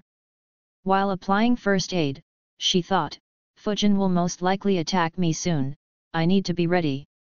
Hoka kept his Byakugan activated. He kept an eye on Mieko while waiting for Fujin to make a move. Soon, he noticed something moving at a very rapid speed. In the next second, he noticed Fujin approaching him, so fast. Why is he moving towards me? He's already here. Hoka looked straight ahead. Fujin was already standing on a branch.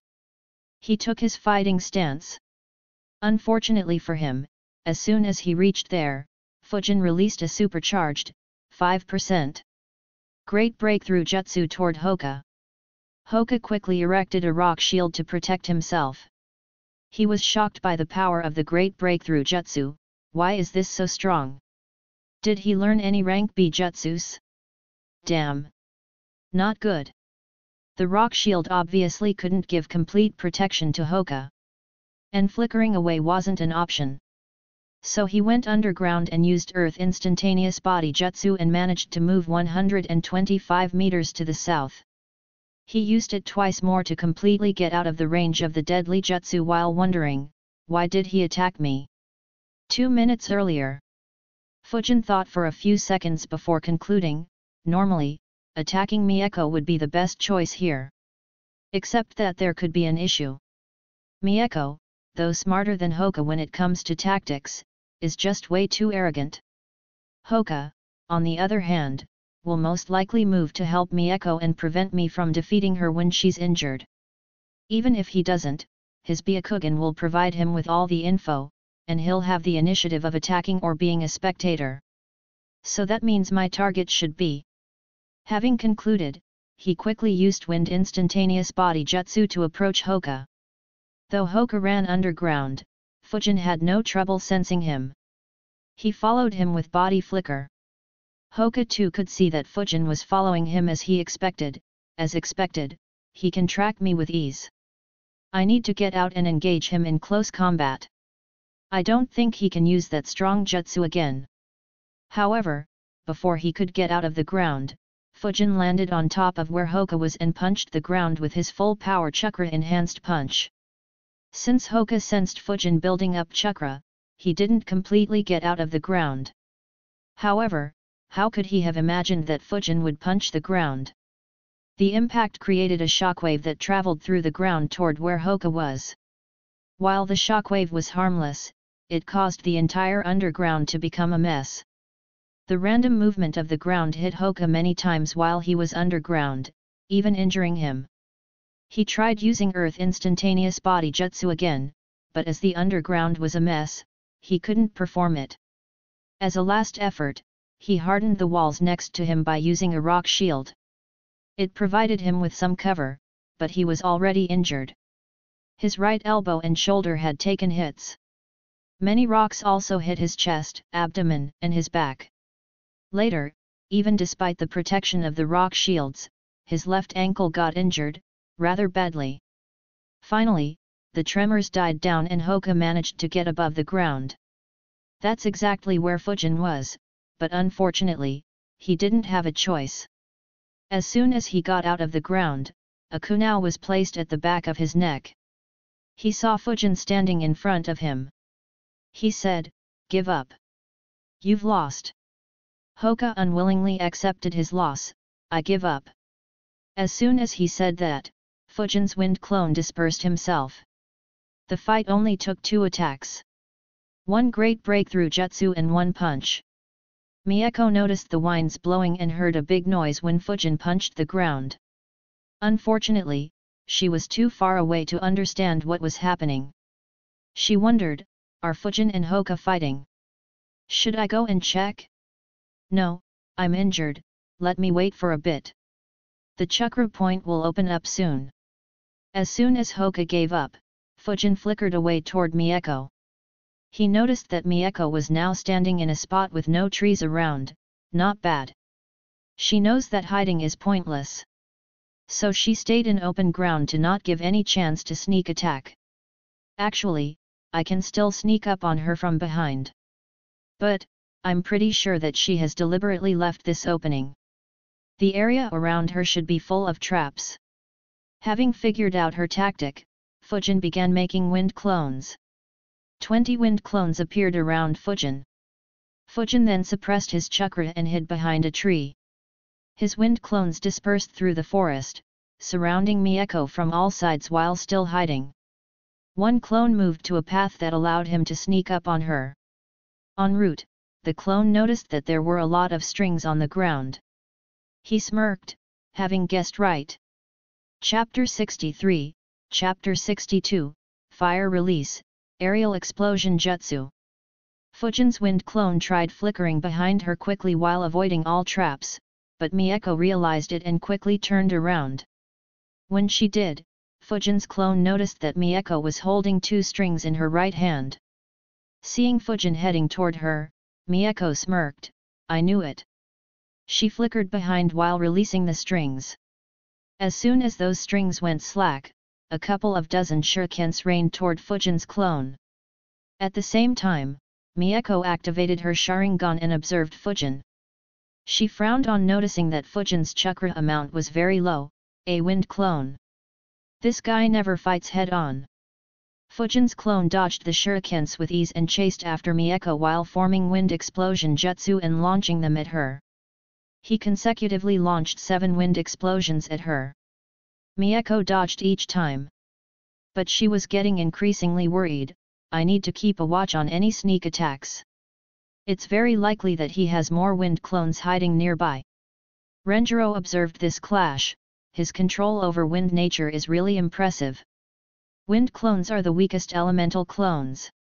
Any capable sensor can easily differentiate between a wind clone and the main body in a moment due to how unstable the clone is. However, the weak nature of the wind clone allows anyone to create a lot of them. And the instability of the wind clone's chakra makes it immune to genjutsu. And due to being made of wind, they are usually even more mobile than the user.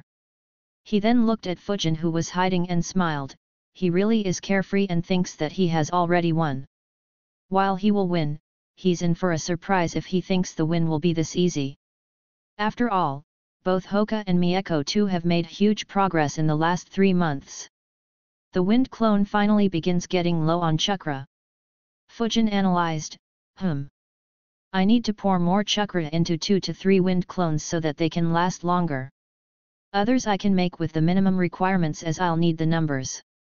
Since he was about to disperse, the clone poured most of its chakra into another wind explosion jutsu. He then flickered towards Mieko. Mieko flickered away, but the clone followed her with another flicker and threw the wind explosion jutsu right at her. On doing that, the clone dispersed. In a hurry, Mieko threw a kunao, that had an explosion tag attached to it, toward the incoming wind sphere. The blast created by the explosion tag easily overpowered the jutsu and dispersed it, however, Mieko had to jump back to avoid getting hit by the explosion. The explosion, alongside the earlier wind explosion jutsus, however, activated or destroyed most of the traps that she painfully placed. Unfortunately for her, as soon as she jumped backward, another 2 wind clones appeared behind her and launched the wind explosion jutsu on her. Since she was airborne, she couldn't flicker away. In a panic, she threw a shuriken, with a string attached to it, to the tree next to her, and used it to pull herself away. But some winds created by the explosion still hit her, creating many small cuts on her that immediately began bleeding. The 2 clones immediately pressed on the attack, without giving Mieko any time to think. While she engaged them, another 3 clones appeared and tried to sneak attack her. Though none were successful, they added even more injuries to her. Fujin still kept observing the fight while hiding, not bad, she's grown much stronger. My wind clones are rather annoying to deal with. But, is this all? The fight is kinda too easy. Over at the battlefield, Mieko was bleeding a lot. And she was incredibly annoyed, why can't he fight with some honor? I'll show him. She gritted her teeth and endured the pain and made a couple of hand signs. Trying to weave hand signs while having a chakra point half blocked was incredibly painful. Fujin could see her wincing in pain. And he could sense her chakra building up. One of the clones used all his chakra, to use a great breakthrough jutsu. Since he didn't have enough chakra, it wasn't strong enough. But it still made Mieko lose her balance and be dragged across the ground. The clone got dispersed as well due to running out of chakra. Seeing her being unable to fight back, another clone appeared and launches a wind explosion jutsu at her. However, before the jutsu could reach her, she managed to get up on her feet and jump above and landed on a branch. She said, "Fire release, aerial explosion jutsu." Hearing the word explosion, Fujin's clones got on guard. However, no explosion occurred. Where's the explosion? Only a breeze passed through the area once. Realizing that something was off, they immediately begin sensing Mieko. Soon the clones, as well as Fujin, notice that some sort of gas seems to have been released by Mieko. And it was spreading throughout the forest at a very fast speed. Fujin's clones didn't discover the gas earlier, as it was both colorless and odorless. Fujin wondered, what jutsu is this? However, he had no idea. Oh well, whatever. I'll get to know soon enough. And he disappeared underground. In around 10 seconds, the gas spread in a 60-meter radius around Mieko. All of Fujin's clones were in this area. Not knowing what to expect, the 5 to 6 clones who have already exposed themselves continue their attack. Seeing the clones running towards her, Mieko smirked and stated, "Let's see where your main body is hiding now." As soon as she said that, she spit out a small fire. That fire ignited the gas, causing it to rapidly expand and generate strong outward winds. The winds carried the gas up to 100 meters around Mieko and soon the whole area exploded. The ignition flame destroyed all 18 of Fujin's wind clones. It set fire to each and every tree in that area. And the fire seemed to be spreading further. Both Fujin and Hoka were left dumbfounded by the destruction. Chapter 64, Chapter 63, Winner Mieko? Fujin was shocked at what he was sensing. What the fuck? All my clones were destroyed. Which jutsu is this? Hoka too was stunned by the destruction. When did Mieko get so strong? He quickly calmed himself and analyzed more, but, this jutsu shouldn't work on me as my Byakugan will notice the gas being released even if it is colorless. So I can just move out of the range. Fujin calmed himself down as well and observed the jutsu further. The heat generated from the explosion seems to have already dispersed. It's just that there were trees around which got burned. So if I were to take this hit head-on, it won't kill me. Though I'll be badly burnt. The wind clones are just too brittle. So they all were dispersed by the jutsu. While hiding underground, Fujin analyzed a bit more and sighed, I have never seen or heard about this jutsu. It was likely taught to her by the clan. I really shouldn't look down on any jutsu that wasn't used in the series. This world has way more jutsus, which are extremely lethal if used properly. Especially when I have no idea about these jutsus. Though the destruction caused by this jutsu is impressive, I can easily nullify it with even just a breakthrough jutsu by blowing the gas away. But I just didn't have any idea about this jutsu, which resulted in my clones getting wrecked. I wonder if she yelled the name of her jutsu purposefully. Renjiro nodded and smiled, seeing Mieko counterattack successfully even when being in such a disadvantageous position. This performance by her is very good. I did expect her to retaliate but didn't think it'd be this successful. Fujin found the battle to be too easy, and hence let his guard down and played around instead of focusing entirely on defeating her quickly. This provided Mieko with a window of opportunity to use this move. He then looked at the spot where Fujin was hiding underground and a complicated expression appeared on his face. He is just way too careful. Though he did drop his guard slightly, he was always extremely safe. While this is good and will ensure that he stays alive, he's missing out on opportunities to gain crucial experiences. After all, if he never faces a crunch situation while sparring, and if he suddenly faces one during a mission, he'll find it very difficult to stay alive. Unfortunately, I can't get him to be more proactive during spars. I hope that this doesn't end up causing him any serious loss. After using the jutsu, Mieko dropped to her knees. The jutsu took a major portion of her chakra. And she had to use fireproof jutsu to protect herself from being burned as well. So her chakra level had dropped a lot. Fujin didn't miss this fact. So he created a shadow clone with roughly 60% of his remaining chakra. The clone exited the ground and confirmed that the gas had already dispersed. The clone then made 5 wind clones. They dispersed and approached Mieko from all sides. While the shadow clone went back underground. The first wind clone reached where Mieko was and looked at her. Her chakra reserves had dropped very low and her whole body was covered in small wounds, many of which were bleeding. She looked back with her Sharingan and observed that it was another wind clone. Fujin's wind clone said, "Give up. You are too injured to continue." Mieko snorted and shouted back, "As if I'll give up against someone too scared of showing his own face." Fujin's clone chuckled, "Even if I just hide from you, you'll end up losing consciousness due to exhaustion and perhaps even blood loss."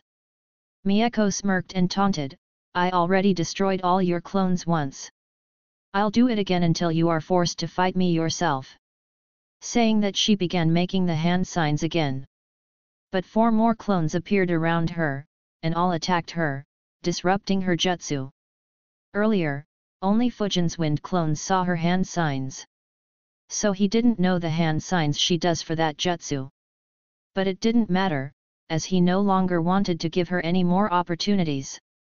Mieko tried her best to dodge, but was hit by multiple winds caused by the wind explosion jutsu, and took a breakthrough jutsu head-on, resulting in her flying back for dozens of meters and falling on the ground. She yelled in pain while being cut and flung away. The forest was still burning, so Fujin's winds became very hot. Which hurt her even more despite having a high resistance to fire. She tried getting up, "Arg, this hurts a lot. But I finally have some distance. I'll use it." She was about to use up all her chakra to use another aerial explosion jutsu, but her Sharingan noticed a chakra signature underground. Is he doing another sneak attack? Wait. His chakra is very high. Finally, he is attacking with his main body. I just need one chance, and I'll win. Her thoughts were cut by Fujin's arm appearing out of the ground. He grabbed her neck, while exiting the ground, and slammed her on the ground while strangling her neck with his right hand and pinning her to the ground.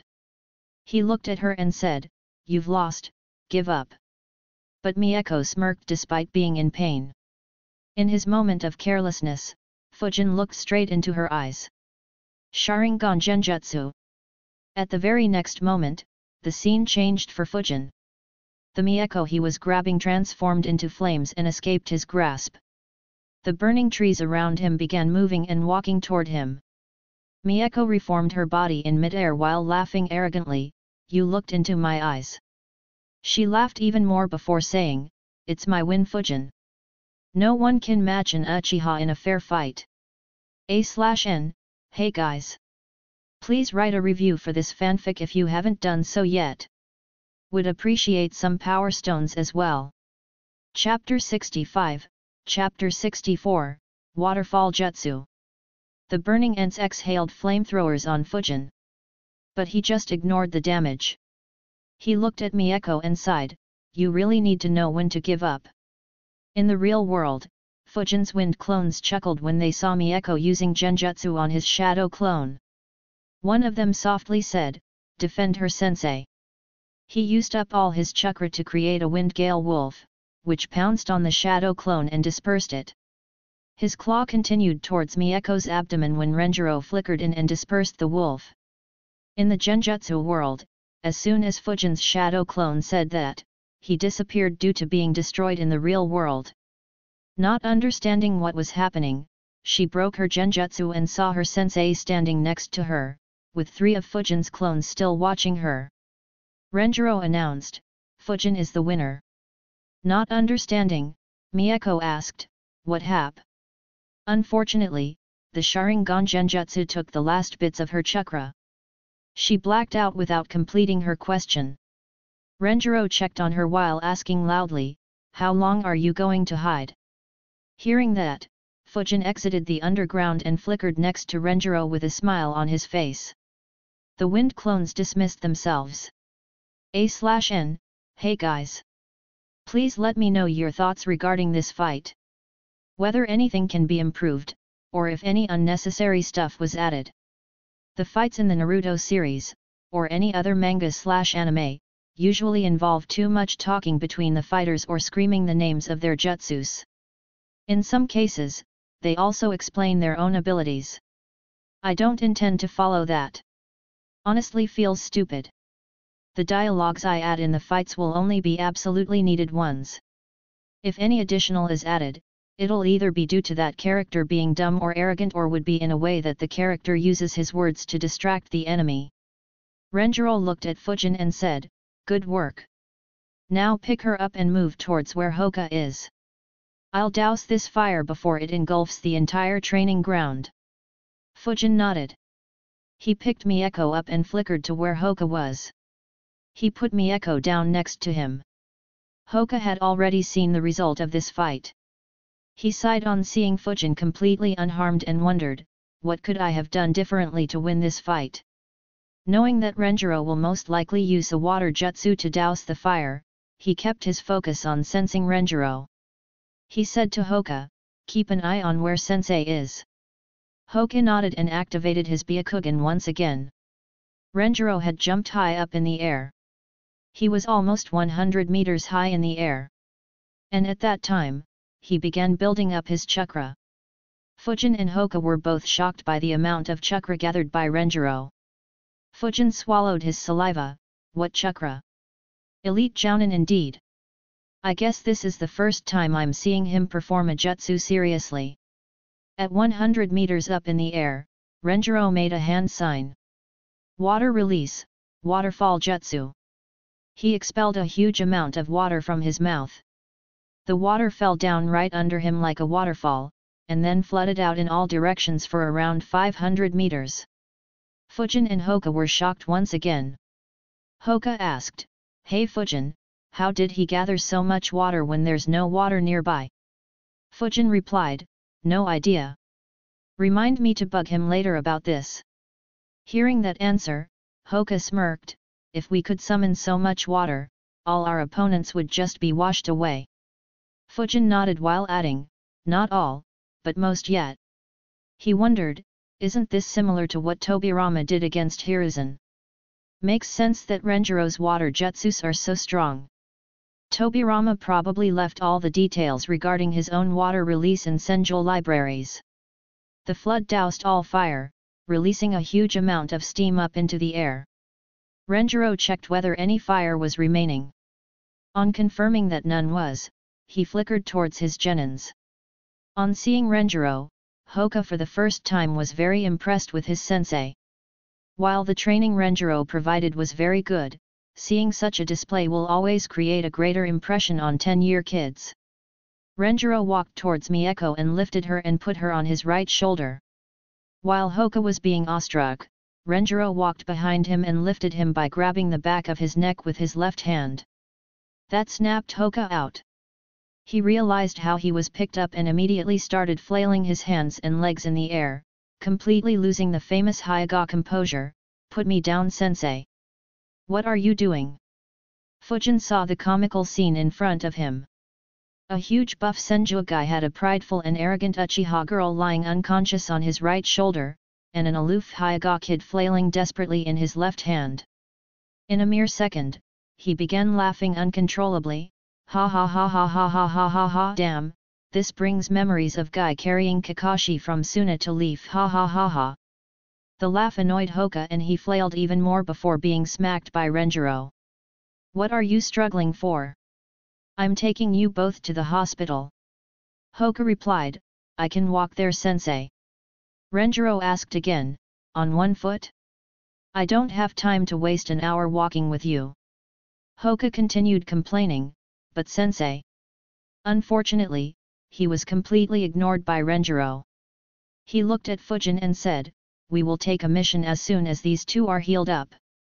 Don't do heavy training till then. Preferably take a complete break from training.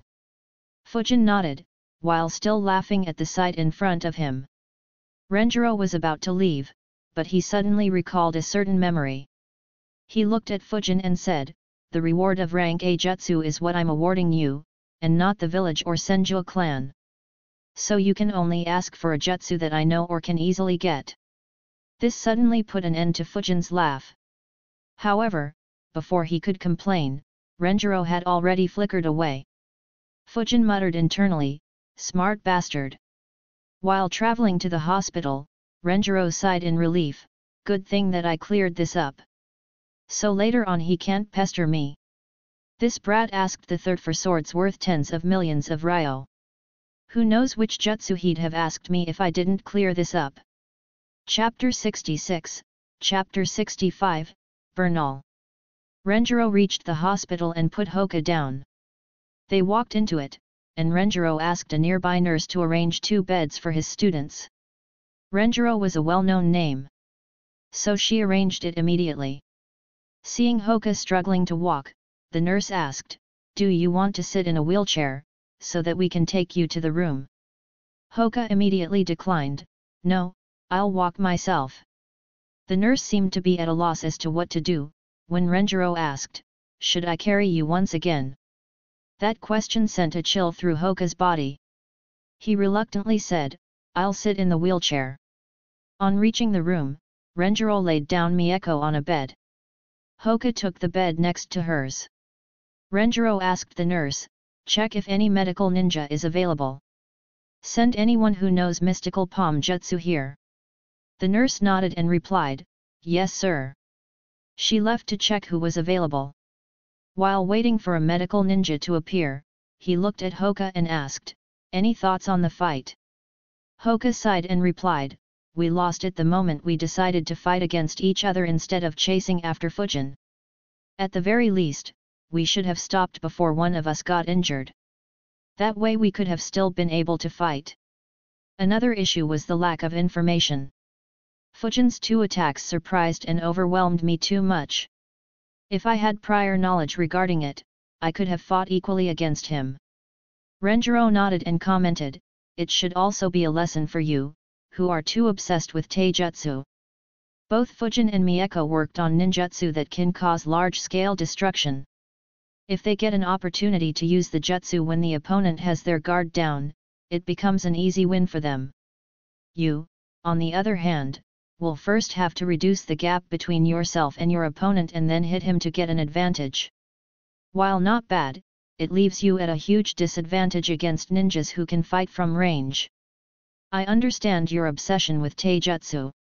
But if you want to be able to use your taijutsu effectively, you need to learn other skills as well. Hoka nodded and reflected on what his sensei advised him. Soon, a medical ninja came. She healed Mieko and Hoka. Mieko had a lot of small cuts and bruises. However, none were serious. They were all healed easily. But Mieko kept sleeping due to the chakra exhaustion. Hoka on the other hand had a slightly serious injury to his left ankle. She healed him entirely as well but advised him to rest for 2 days and not put any stress on his left ankle. After the procedures were done, Renjiro left. He gave a message to Hoka's and Mieko's families informing them about their kids, and to Fujin, that he'll have a 3-day break at least. A few hours later, Mieko woke up.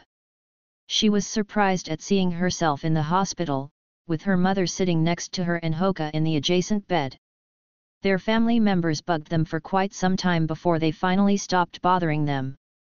When there was no one else in the room, Hoka asked, Mieko, what was that jutsu you used? The question brought back memories of her horrible defeat and turned her mood down once again. She replied, it's a secret jutsu of our Uchiha clan. Fire release, aerial explosion jutsu. It releases a lot of gas that is odorless and colorless. So it's very hard to notice. And it is very easy to ignite. Hoka understood. Oh, no wonder Fujin got caught off guard. Mieko smirked and agreed, yet. This jutsu has the drawback of needing a few seconds for the gas to spread to have maximum effectiveness. That's why I yelled the name of the jutsu so that his clones would get on guard and not attack recklessly, giving me the time I needed. Hoka nodded, nice tactic. Too bad that it only hit his clones. Hearing that, a scowl once again formed on her face. She said, my plan was to secretly use this jutsu while we three were engaged in close combat. That way you both would have been hit by it and I would have won easily. She gritted her teeth, I never imagined that Fujin would fight so shamelessly and never appear in front of me at all. Even when I taunted him, he still kept hiding. Damn, this is so frustrating. Seeing her reaction, Hoka laughed, yeah, I agree. Next time, let's not fight each other much until we can engage with Fujin. Mieko sighed and agreed. It was tough for her to agree to this due to her pride. But unfortunately, there wasn't any other way. Yakiniku Restaurant. Unlike his two teammates, Fujin spent the day eating in his favorite restaurants and taking a well-deserved break. Earlier, when Renjiro tracked him to inform him about his teammates, he saw Fujin at Ichiraku, eating without a care in the world. Seeing him eat so relaxingly after beating up his teammates made Renjiro sweat a bit. But he didn't comment. The next morning, Fujin wondered, should I go to check on those two? He thought for a bit before concluding, well, they are my teammates. And I was the one who injured them, so I should go and check on them. After freshening up and doing some light stretching, he began moving toward the hospital. But suddenly he stopped, wait. When visiting people in hospitals, isn't it tradition to get something for them? Yeah, that used to be the tradition in my previous life. Even in the Naruto series, I recall many carrying flowers or fruits while visiting patients. Yeah, let's carry a gift for both. He then fell into another dilemma, so, what do I get for them? Flowers kinda seem like a waste. Fruits are kinda too cliché. I'm sure their family members have already brought a lot of fruit. What should I get? And then it suddenly hit him, I know. I should get a Bernal for both of them. Ha ha ha. Chapter 67, Chapter 66, Scary Mom. He flickered to get a couple of gifts for both his teammates. And then flickered to the hospital and inquired about the room they were in. He quickly found their room and entered it. Both of them were up. Hoka's left leg seemed to be plastered. He had a few more bandages on him. Mieko, on the other hand, was put in enough bandages that one could easily mistake her for a mummy. As soon as Fujin entered, they both gave Fujin the stink eye. Seeing their childish reactions, Fujin couldn't help but smile, I really should have brought them Bernal, haha. Seeing that neither of them wanted to talk first, he greeted them, hey guys. How are you doing? Both of them snorted and looked away. Fujin sighed loudly and said, after I went through all the trouble of getting you something. Oh well, I guess I'll just eat it myself. That attracted their attention. They saw a pack of cookies and a set of dango in Fujin's outstretched hands. In under a second, Hoka snatched the cookies, while Mieko snatched the dango. They both began eating it right away. While they were eating, Fujin tilted his head while looking at Mieko and asked, shouldn't you check whether they are real or just clones first? That pushed Mieko over the edge. She instantly got up and yelled, bastard. The next time I'll beat you up. Wait, no need for next time, I'll beat you up right now. Stating that, she got off her bed. Fujin created distance between them and asked, oh, and are you sure I'm not just a clone? She was about to make a move when a middle-aged lady walked into the room hearing the commotion. Her features were similar to Mieko's, just much more mature. She saw Mieko standing up and narrowed her eyes and asked, "Why are you out of your bed?" Mieko immediately apologized, "Sorry mom," and jumped back into her bed. Fujin smiled at her antics. "Oh, looks like she is terrified of her mother." Mieko grabbed her second dango stick and was about to eat it when the dango disappeared from her hand. Mieko turned her head to see her mom standing next to her bed, holding her dango as well as all the remaining dango in her hands. Her mom looked into her eyes and said strictly, "You are recovering, young lady. Why are you eating dango instead of the fruits that I brought for you?" Mieko nervously replied, "Sorry mom. But I have already healed completely. So it should be fine if I eat a little bit of dango, right?" Mieko's mom didn't reply and just stared Mieko into her eyes. The stare down continued for 30 seconds before Mieko backed down and apologized again, "Sorry mom. I was wrong."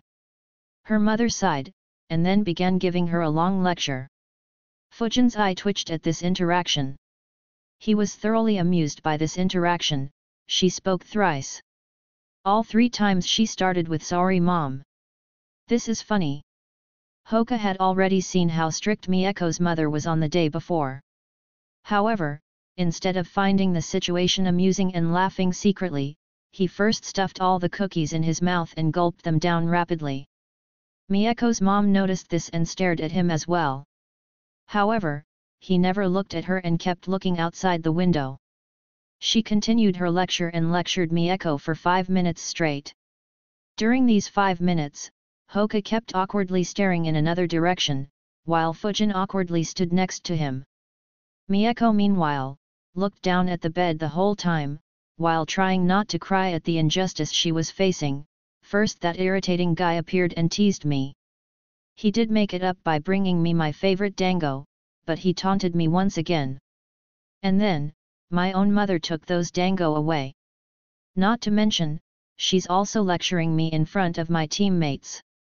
After lecturing her, she looked at Fujin and said in a straight voice while staring at him, "Fujin-kun, you first beat my little girl, and then you brought her dango to eat." Now Fujin became alert. Is she going to lecture me as well? He quickly replied, "Sorry auntie. Sensei said that she was already healed yesterday. So I didn't think it'd be an issue." Before she could reply, he looked at Hoka and Mieko and said, "I have some work to do with Sensei. I'll see you around later."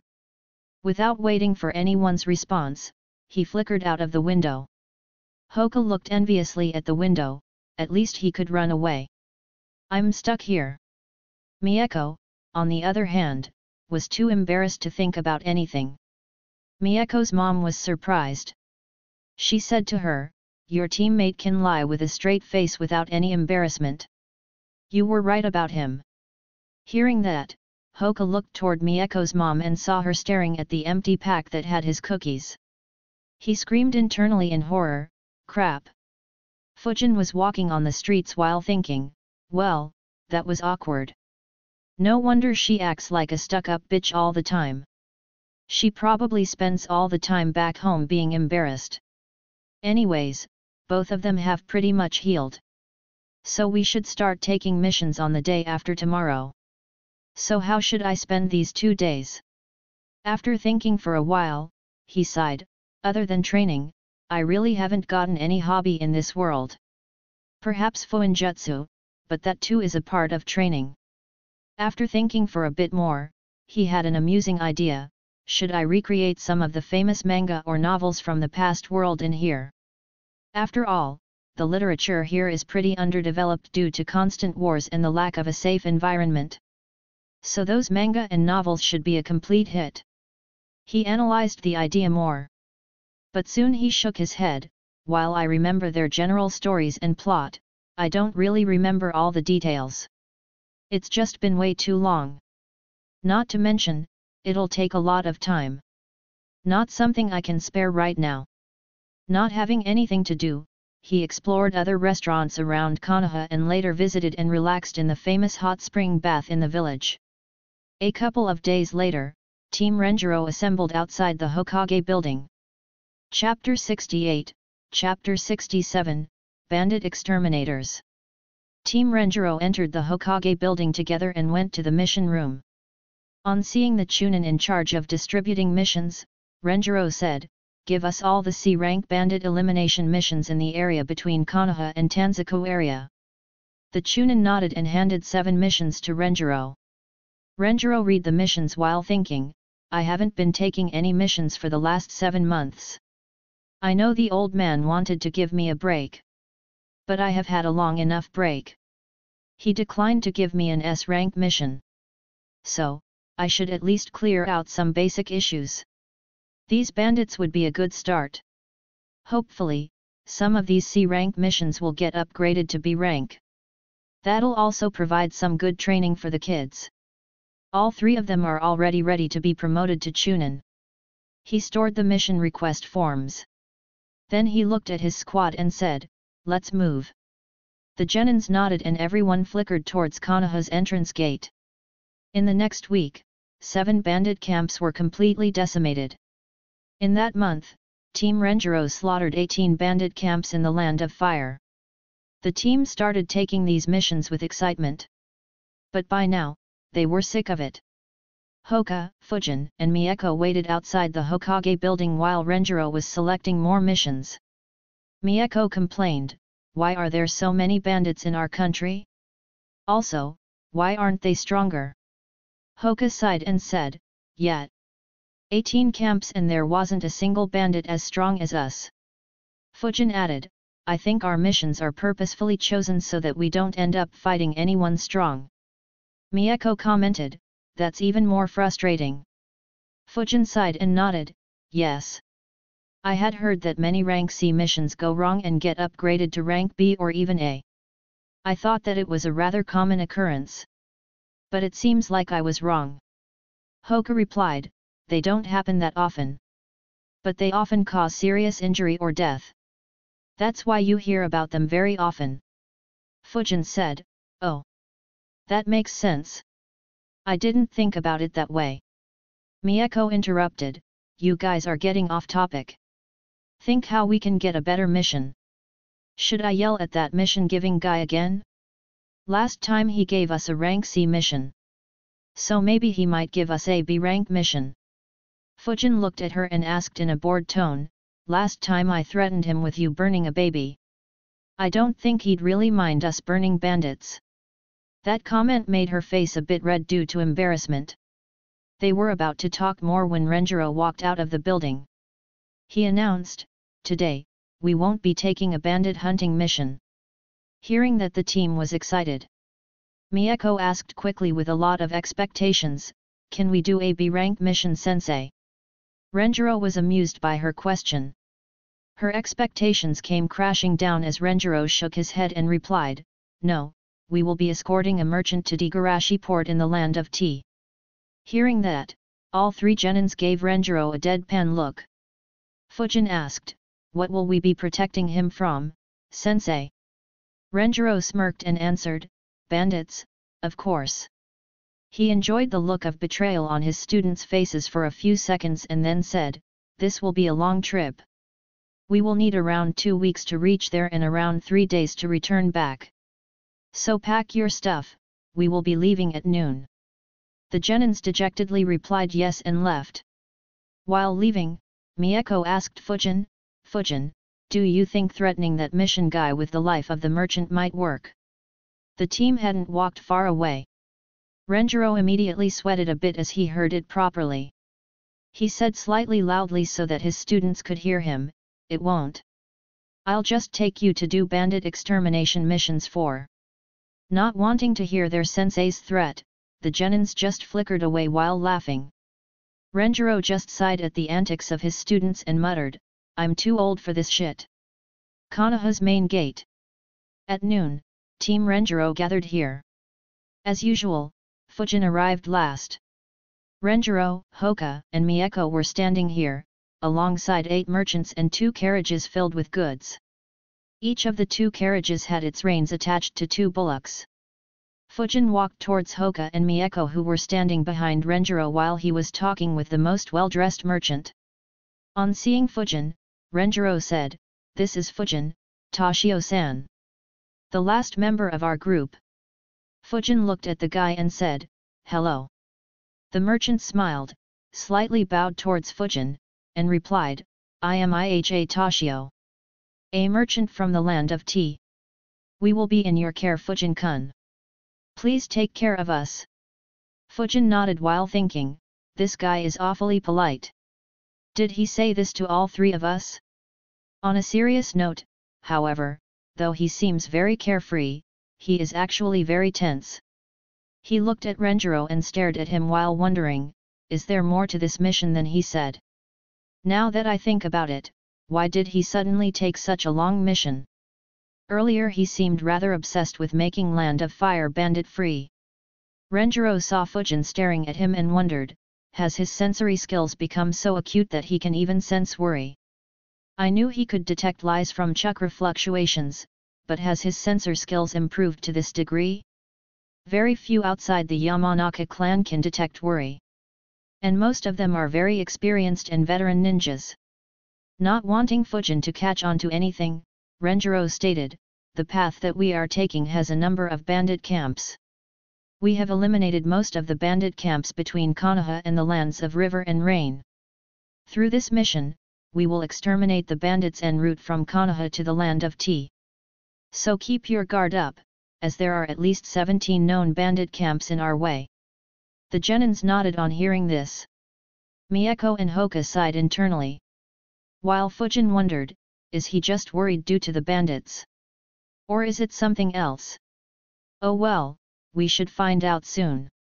I should stay on guard though. Renjiro then did an inventory check, while Toshio checked whether all his goods were packed. In 15 minutes, Team Renjiro left alongside the merchants of Land of Tea. Chapter 69, Chapter 68, Trade Boom. 2 carriages pulled by bullocks, 8 merchants and 4 ninjas traveled on the road, steadily moving away from Konoha. They traveled until evening without a break and then set up a camp. No bandits were encountered as all bandits in this area were exterminated by 3 of those 4 ninjas not long ago. While having dinner, Hoka sighed and said, they move just way too slowly. Fujin agreed, yet. We spent the last 4 months training and just hunting on our own. So we pretty much always moved at top speed. Mieko joined the conversation, yet. At least this one is a bit faster than the previous one though. That last escort mission to the Land of Rivers had 12 carriages. And their wheels broke off so frequently. Hoka smirked and said, yet. We remember how frustrated you were. Fujin added, yet. I suspect the main reason Sensei kept standing next to the carriages at that time was that he was worried you'd burn them yourself. Haha. Hoka joined in the laughter, while Renjiro ignored their antics. Mieko just snorted and ignored them. After dinner, Renjiro said, we will begin moving tomorrow at 4 am. Tomorrow's traveling speed will be faster than today. Tonight, we will all keep watch turn by turn. Fujin, you are first. Wake Hoka up after 2 hours. After Hoka, it'll be Mieko and last me. The genins nodded. Renjiro had a word with Toshio. Soon Hoka, Mieko, Renjiro and the merchants went to sleep. Fujin sat on a branch and began meditating. Soon, he could sense all chakra within a 1.2 kilometer radius. Fujin thought, I haven't trained my ability to sense for months. Still, the improvement has been decent just due to the increase in my chakra reserves, chakra control and regular spars. I should try and keep this on for 2 whole hours. Should be good training. I wonder if I'll last that long considering that my chakra reserves are full. Fujin stayed in that meditating position for the entire 2 hours. During this time, he used all his sensing skills to examine the merchants and their goods but found nothing unusual. He had to keep changing the range of his sensory field between 600 meters and 1.2 kilometers for optimal chakra management, but he managed to last the 2 whole hours without any issues. He still had around 60% of his chakra left. He woke up Hoka and went to sleep. The group traveled for 4 days in this manner without any issues. On the 5th day, around 9 am in the morning, the group was surrounded by bandits, who were hiding behind the trees or on them.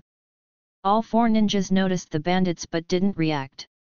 Fujin softly asked, "So who gets them?" Hoka immediately replied, "I want them. I haven't fought or trained for 4 days straight."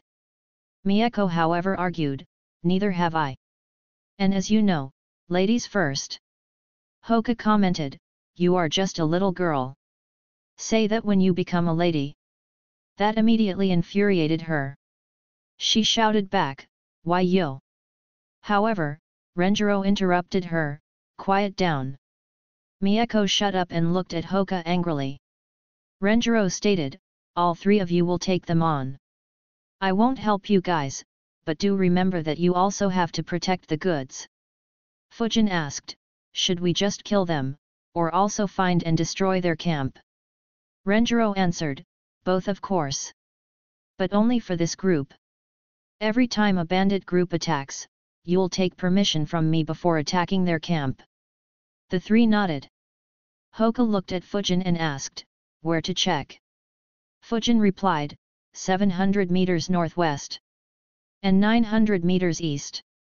Hoka activated his Byakugan and checked, 900 meters east is just a few normal homes.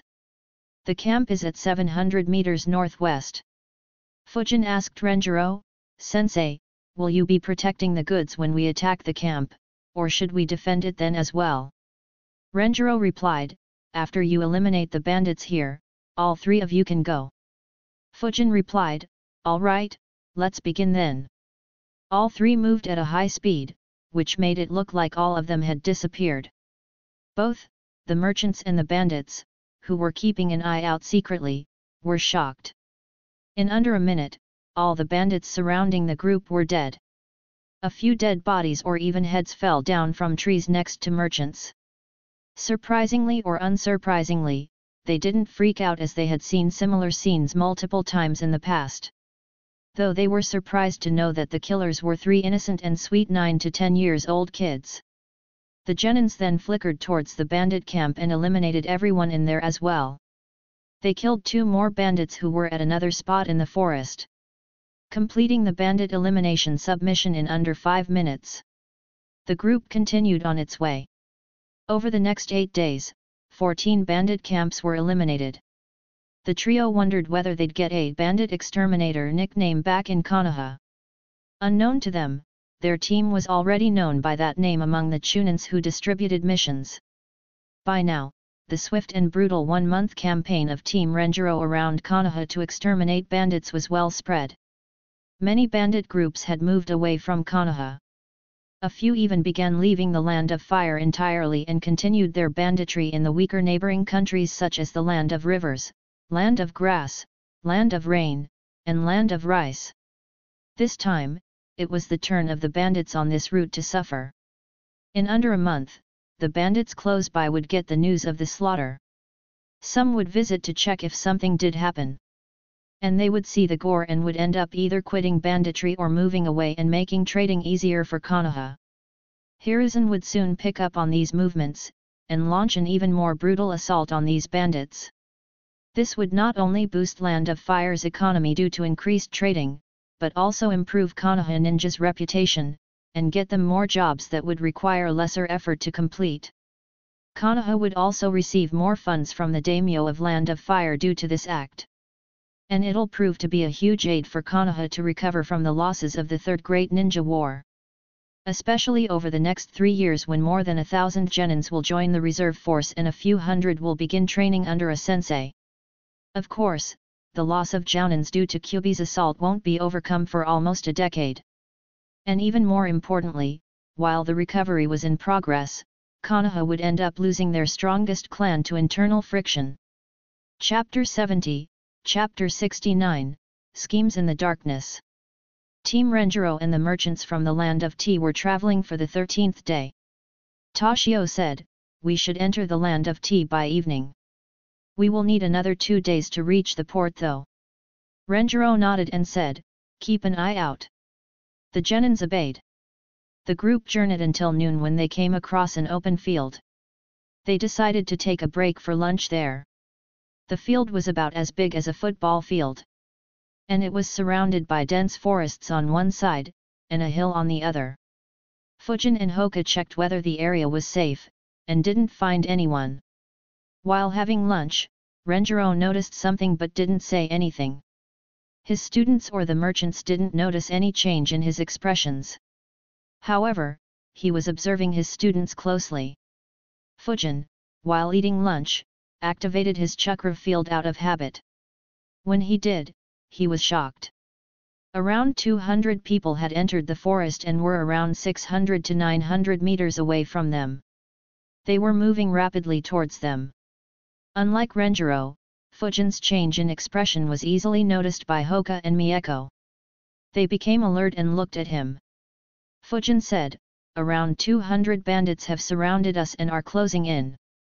150 in the forest and 50 on the hill." Mieko scowled, "More bandits." Fujin looked at Renjiro and said, "Not just bandits. Around 50 have high chakra.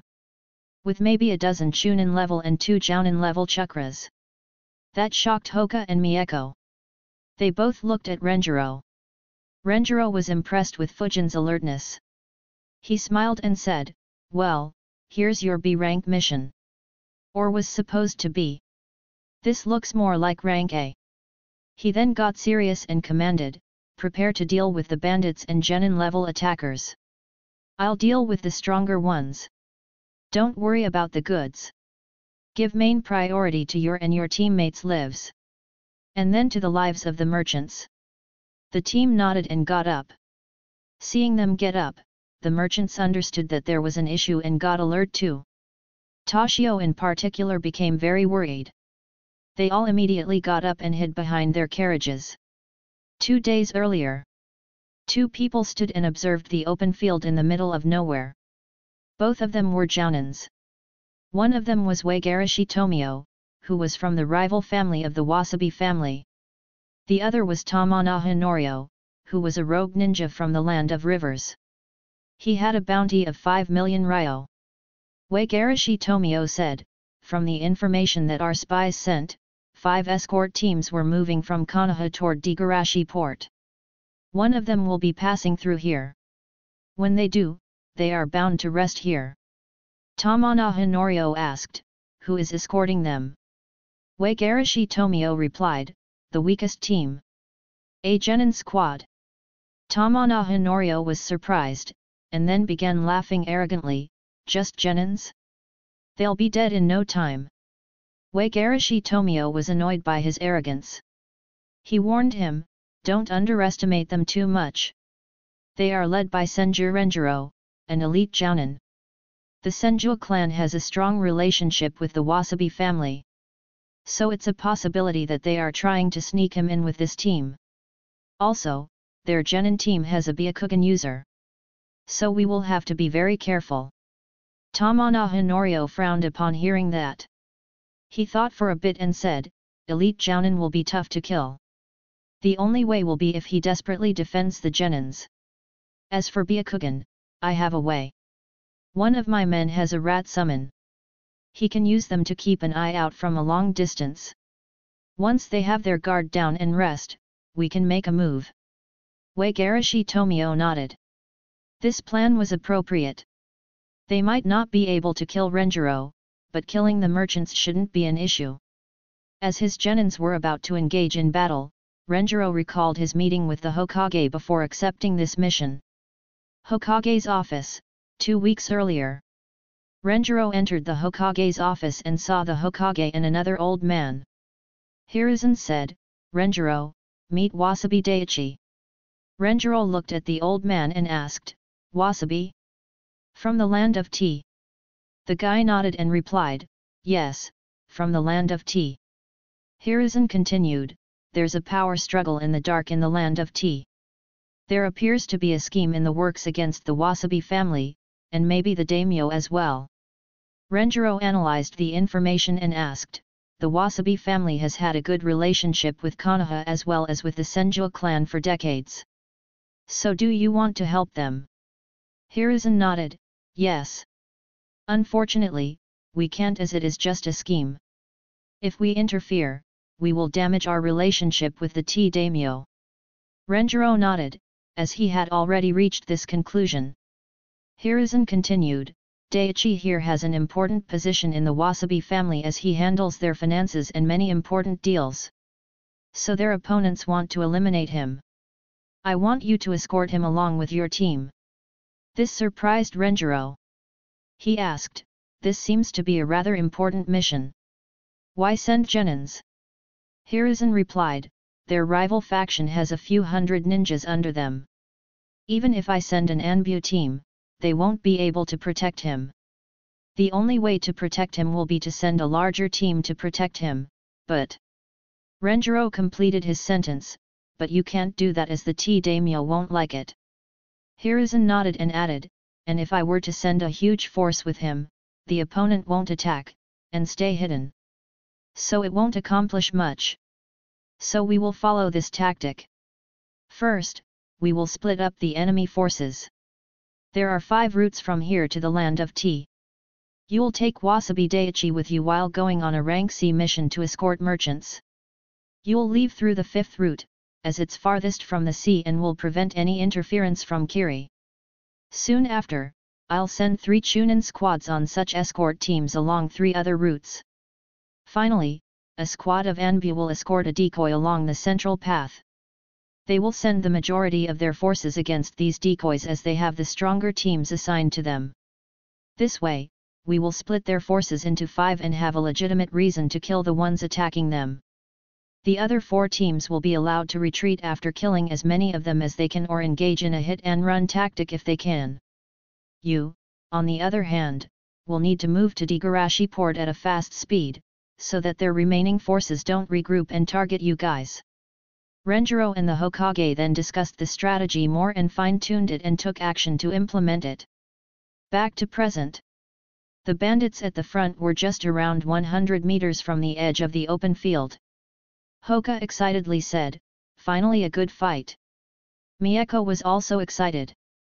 Fujin, who was thinking, suddenly said, don't activate your Sharingan or Byakugan.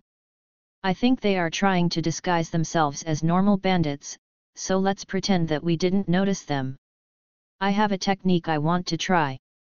Saying that he walked in toward the forest. Hoka and Mieko wanted to argue against him, but bandits had started to rush out of the forest. A few also began descending from the hill and shooting arrows. Hoka and Mieko noticed it. Hoka quickly made a hand sign, rock shield jutsu. A rock shield appeared behind the merchants. All the arrows shot at them were blocked by it. At the same time, around 50 bandits, 15 of them being ninjas, came running from the forest toward them. Since the ninjas were disguising themselves so that they could take the enemy by surprise, they too were moving at the same speed as bandits. More bandits were exiting the forest every second. Fujin unsheathed one of his swords and held it in his right hand. Chakra immediately began flowing through it and transformed into wind chakra instantly. He then held the hilt of his sword with both hands, pulled his sword back, and then swung it with full force, forming an arc towards the incoming bandits. As he swung the sword, a sword slash appeared, and began moving at a rapid speed. When close to Fujin, the slash was extremely small, but as it moved it expanded exponentially. Alongside the slash, strong winds appeared which caused some dust to rise. Chapter 71, Chapter 70, The Beginning of a Legend. A/N, this chapter might not be suited for those under 18. It will involve some gore. The bandits, as well as the ninjas, didn't understand what move was made. But considering that it was made by a kid, they didn't attach a lot of importance to it. The slash didn't have any color, so they couldn't actually see an incoming slash. Instead, they just noticed wind moving towards them at a high speed and dust rising up as the winds approached them.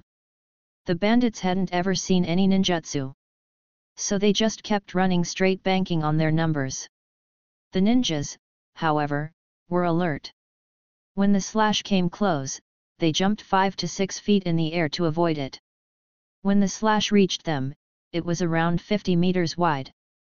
It first hit the bandits who were running like bulls. It immediately cut them in half at their abdomens. The bandits who were following them didn't get any time to react and were cut in two as well. Next, the sharp whines that were generated by the slash hit the jumping ninjas. It created shallow cuts all over their body. The unfortunate ones had their throats or wrists slit open. A few had whines cutting through their nails and skin, causing them to scream loudly in pain. Almost all had their eyes getting cut by the whines. In all, only 4 genins and 2 chunins were lucky, or perhaps unlucky, to survive. 1 chunin and 2 genins lost both their eyes, while the remaining 2 genins lost an eye each. They were horrified. The entire first wave of 50 bandits and ninjas was defeated by a single swing of the sword. And it still wasn't over. The bandits in the second wave, who had just reached the edge of the forest, were terrified of what they saw happen to their fellow bandits. Color drained from their face at that sight. The sword slash, which was initially colorless, now had a tinge of blood-red color to it. In no time, it hit the forest and flew through it, cutting down bandits and trees alike. Unlike the bandits, the ninjas in this group reacted quickly. Some dug underground. Some grouped together and created a layered rock shield protection. Others just ran up the trees to the top and jumped as high as they could. After penetrating around 40 meters into the forest, the slash lost its edge and died down due to the high number of trees in its path. The attack littered the field with blood and pieces of human bodies. The forest adjacent to the open field was completely in ruins. Though this attack was watched by a lot of people, none of them knew that this was the start of a legend. In the future, this attack would form the groundwork for that young man to create a whole new combat style that would wreak havoc in the ninja world.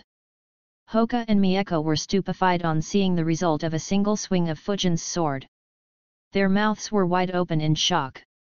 Unlike them, who were just shocked due to Fujin's attack, the 50 bandits on the hill who saw the attack were terrified. The scene seemed like an extremely bad nightmare. A few bandits fainted due to fear and trauma. One bandit yelled in terror. That woke up the rest and they began scurrying away. Even the ninjas were terrified and began retreating along with the bandits. Tamanaha Norio, who was leading them, wanted to stop them, but he realized that there was no point in stopping them as their morale had hit rock bottom. So he decided to retreat and regroup. While retreating, he looked at the kid who swung the sword and thought, "That's a genin."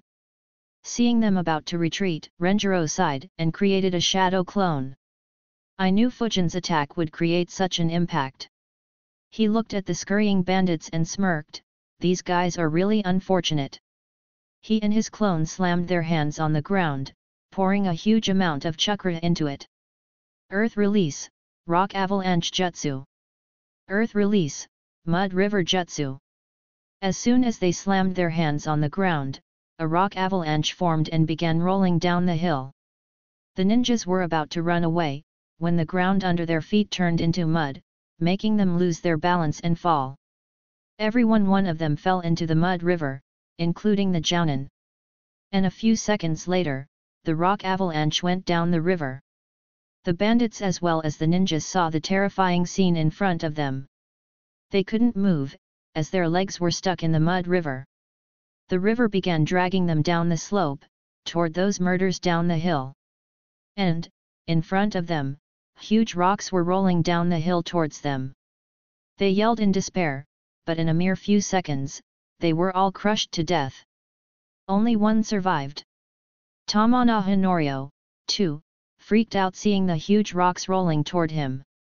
He was about to jump when his legs got stuck in the mud river that suddenly formed under him. The mud then began moving down the hill at a quick speed. He quickly made a few hand signs, water prison jutsu. A water barrier soon formed around him. At the next second, a rock rolled down on him. It hit the water bubble and pushed it to the bottom of the mud river. But it couldn't pop it. The rock was about to roll over. So Norio sighed in relief. Unfortunately for him, in the next second, a stone spear appeared at the bottom of the mud river and penetrated through it. It quickly penetrated the water prison bubble. Norio noticed the spear at the last moment and tried to get out of the way. It still stabbed through his body, but he was able to avoid getting hit on any vital body part. Renjiro was surprised when he sensed that the guy was still alive. However, he wasn't worried, he is just extending his own misery.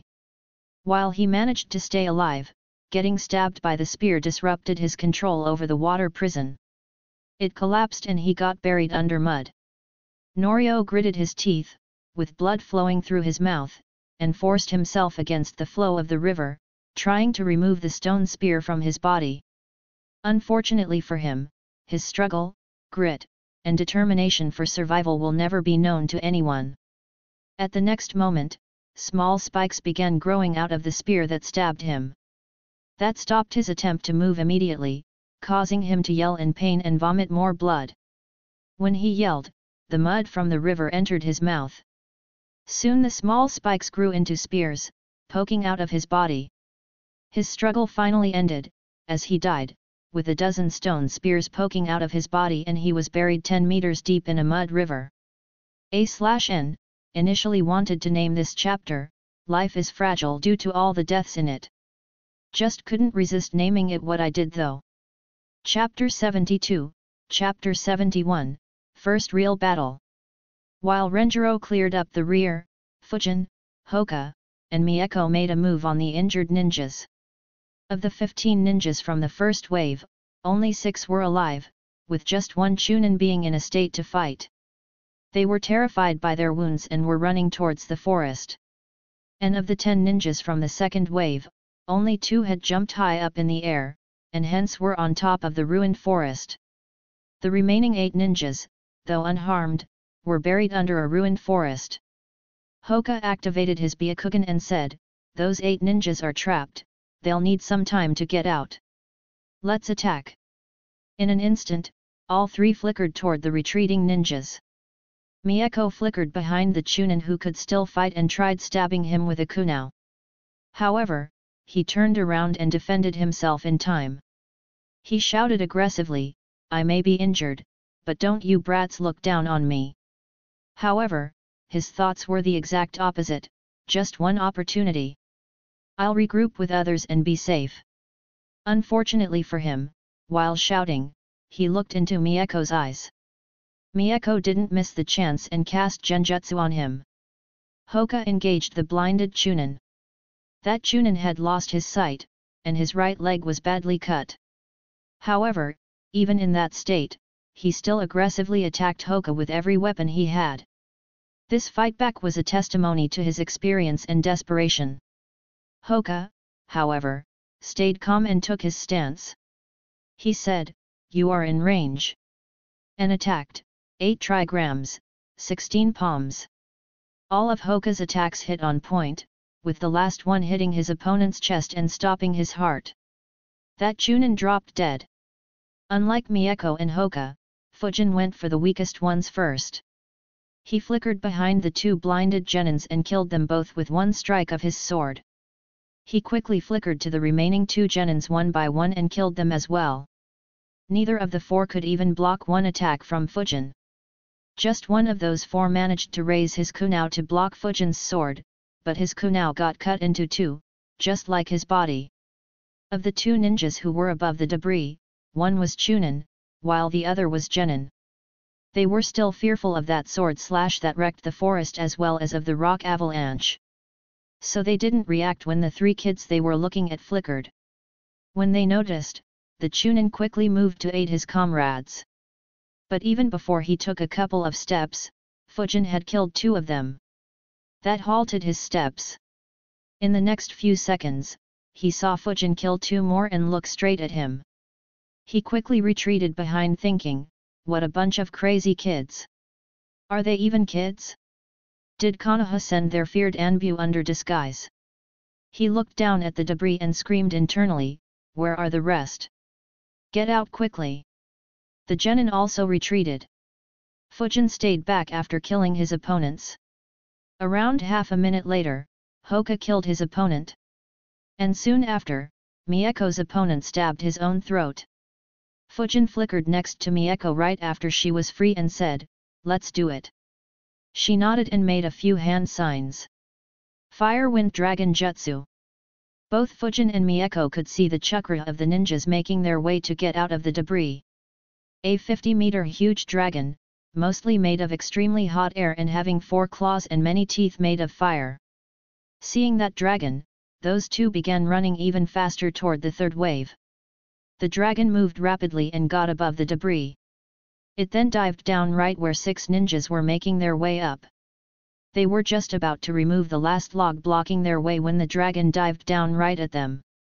Fortunately for them, they had one novice sensor who screamed, "Cast defensive water jutsu above us.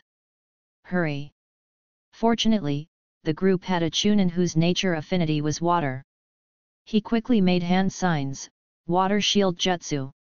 A water barrier appeared above him. It curved like the surface of a sphere and had a thickness of 6 inches, and was growing thicker as he poured more chakra into it. When the dragon was 10 meters above the group, it opened its mouth and launched a wind explosion sphere, made of extremely hot air. It hit the barrier and exploded. The barrier protected the group from the winds, but it got dispersed. In the next second, the dragon slammed into them and exploded into flames, which moved rapidly due to assistance from the winds. The ninjas saw the dragon coming toward them and tried to disperse.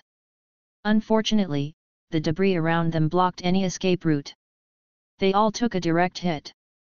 The fallen trees around them were also set on fire.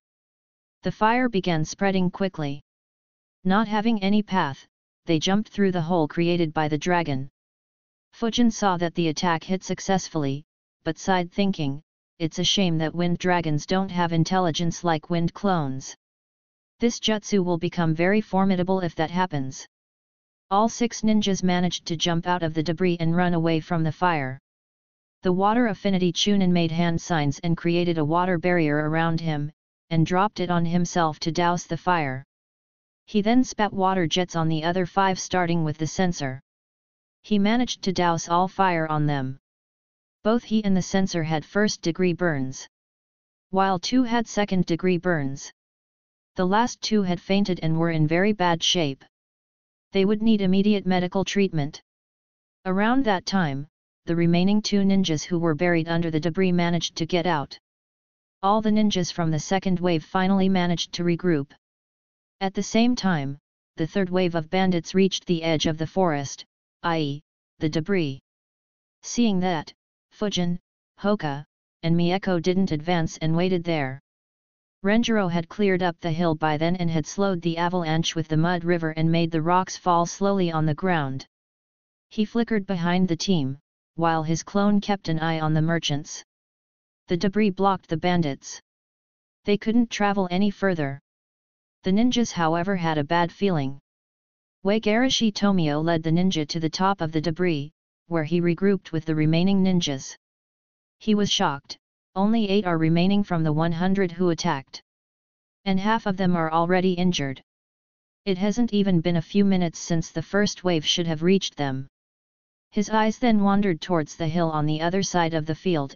Even the 50 who should have attacked from the hill are nowhere to be seen. Where did that useless Norio go? Also, why does it look like there was a landslide there? He quickly asked a Chunin who was uninjured, "What happened here? Tell quickly. Also, where are Tamanaha Norio and the rest?" While asking, all his attention was on Senju Renjiro. With so few numbers, he wasn't at all confident about taking on him. The rest of the 9 ninjas who were with him were also on full alert. That Chunin was the same one who retreated earlier. He was intimidated by Tomio but quickly began explaining to him. Over at Team Renjiro, when the ninjas from the third wave began regrouping with those from the second wave, Fujin said, "Those from the third wave will be very confused. We need to attack quickly. Any suggestions, sensei?" While asking, he was thinking, if it was just defense, the best way will be to completely burn down this forest. The fire will act as a wall. Then Renjiro could go and hunt them. But if we want to eliminate them entirely, then the fire will prove to be an obstruction for us, and killing them all will need a lot of effort. Renjiro nodded and said, my clone will look after the merchants. So let's just attack them head on. I'll take that Jounin head on and finish him off. You guys stall the rest. I'll make another clone to watch over you guys. On saying that, he made the clone hand seal, created another shadow clone, and said, let's go. All 5 of them flickered. A/N, Sai, had to rewrite the whole battle. Initially wrote it by having the surviving ninja being scared shit of Fujin, and had Fujin using 2 more similar slashes, along with Renjiro breaking their defenses, resulting in a near-complete wipeout. While it seemed kinda epic, it didn't really make much sense that each and every one of those ninjas would be scared to that extent by such a simple technique. Even had the trio reacted a lot to Renjiro's combo jutsu from the last chapter. Something that would only be safe to do when enemies are paralyzed with fear. So rewrote the fight. This is what I had initially written in case anyone's interested. The rock avalanche and mud river generated enough noise to attract the attention of the 3 genins. Having seen the waterfall jutsu, Hoka and Fujin weren't surprised by the power. They were, however, surprised by the fact that just 2 earth release jutsu can cause such a slaughter. Earth, after all, was known for its defense. Mieko, on the other hand, was flabbergasted. She had heard about Renjiro's waterfall jutsu from Hoka, but seeing herself was shocking. On the side of the forest, 6 ninjas were alive on the open field, while 2 were alive and standing on top of the ruined forest. They first saw the sword slash and then the ones who could still see, saw the rock avalanche killing more than half of their numbers. Soon, 8 ninjas who were buried under the forest made their way out. They were shocked to see that the ambush from the hill seemed to have disappeared. Instead, they could see a mud river and a few huge rocks floating in them. The mud river killed the momentum of the avalanche and the rocks slowly slid down the hill through the river. At that time, the 3rd wave of bandits emerged from the forest. However, they were blocked by 4 meters of ruined forest. The bandits couldn't move forward, but the ninja jumped over the ruined forest and grouped with the 10 ninjas, who had stopped over the ruined forest. From here, they could see all the blood and dead bandits and ninja on the plains. Wagarashi Tomio was shocked by this sight. What happened here? He went towards the leader of the 2nd wave and asked him, what happened? And where is Norio? He was about to speak when he noticed one of the genins raise his sword, and swung it. He was at the forefront of the 2nd wave, and he had noticed Fujin swing his sword earlier. He immediately shouted, take cover. Wagarashi Tomio was surprised and looked at Fujin. He noticed a wave approaching them, and he noticed all ninjas from the 1st and 2nd wave scurry around. Of the 6 alive ninjas from the 1st wave, only 1 was relatively uninjured. He quickly dug a hole and went underground. The remaining 2 one-eyed ninjas ran backward in fear. While the 3 who were blinded had already lost consciousness. The sword slash ended up killing the 3 blinded ninjas as well as the 2 ninjas who ran away. The remaining 20 ninjas who were in the ruined forest gathered together. The leader of the 2nd wave shouted at Tomio, quickly use earth wall jutsu. Make it as big and thick as you can. Tomio was displeased, why is he shouting at me and commanding me? However, he could sense the fear in his shout and quickly used earth wall jutsu. All the 20 ninjas took cover behind it. While they were taking cover, Hoka used Byakugan and looked for the 2 ninjas who went underground. He quickly made hand signs, stone spear jutsu and ambushed them underground. Neither could react and were stabbed to death. Renjiro focused on the 20 ninjas hiding behind the wall. He smirked and punched the ground in front of him. At the same time, Fujin swung his sword once again. The punch released earth release, ground shockwave jutsu. It traveled faster than Fujin's slash and hit the earth wall just a few seconds before Fujin's first slash reached it.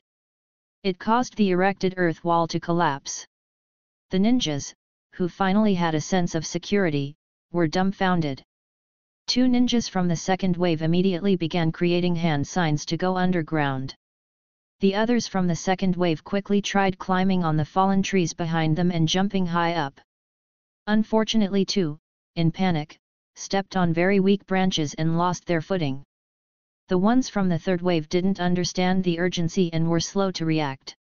Only Tomio, sensing their panic, jumped back and quickly created a rock shield as he didn't have enough time to create an earth wall.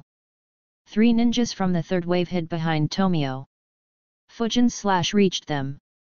It first hit the ninja who was trying to go underground but couldn't complete his hand signs. Then it hit three ninjas from the third wave who didn't take it seriously.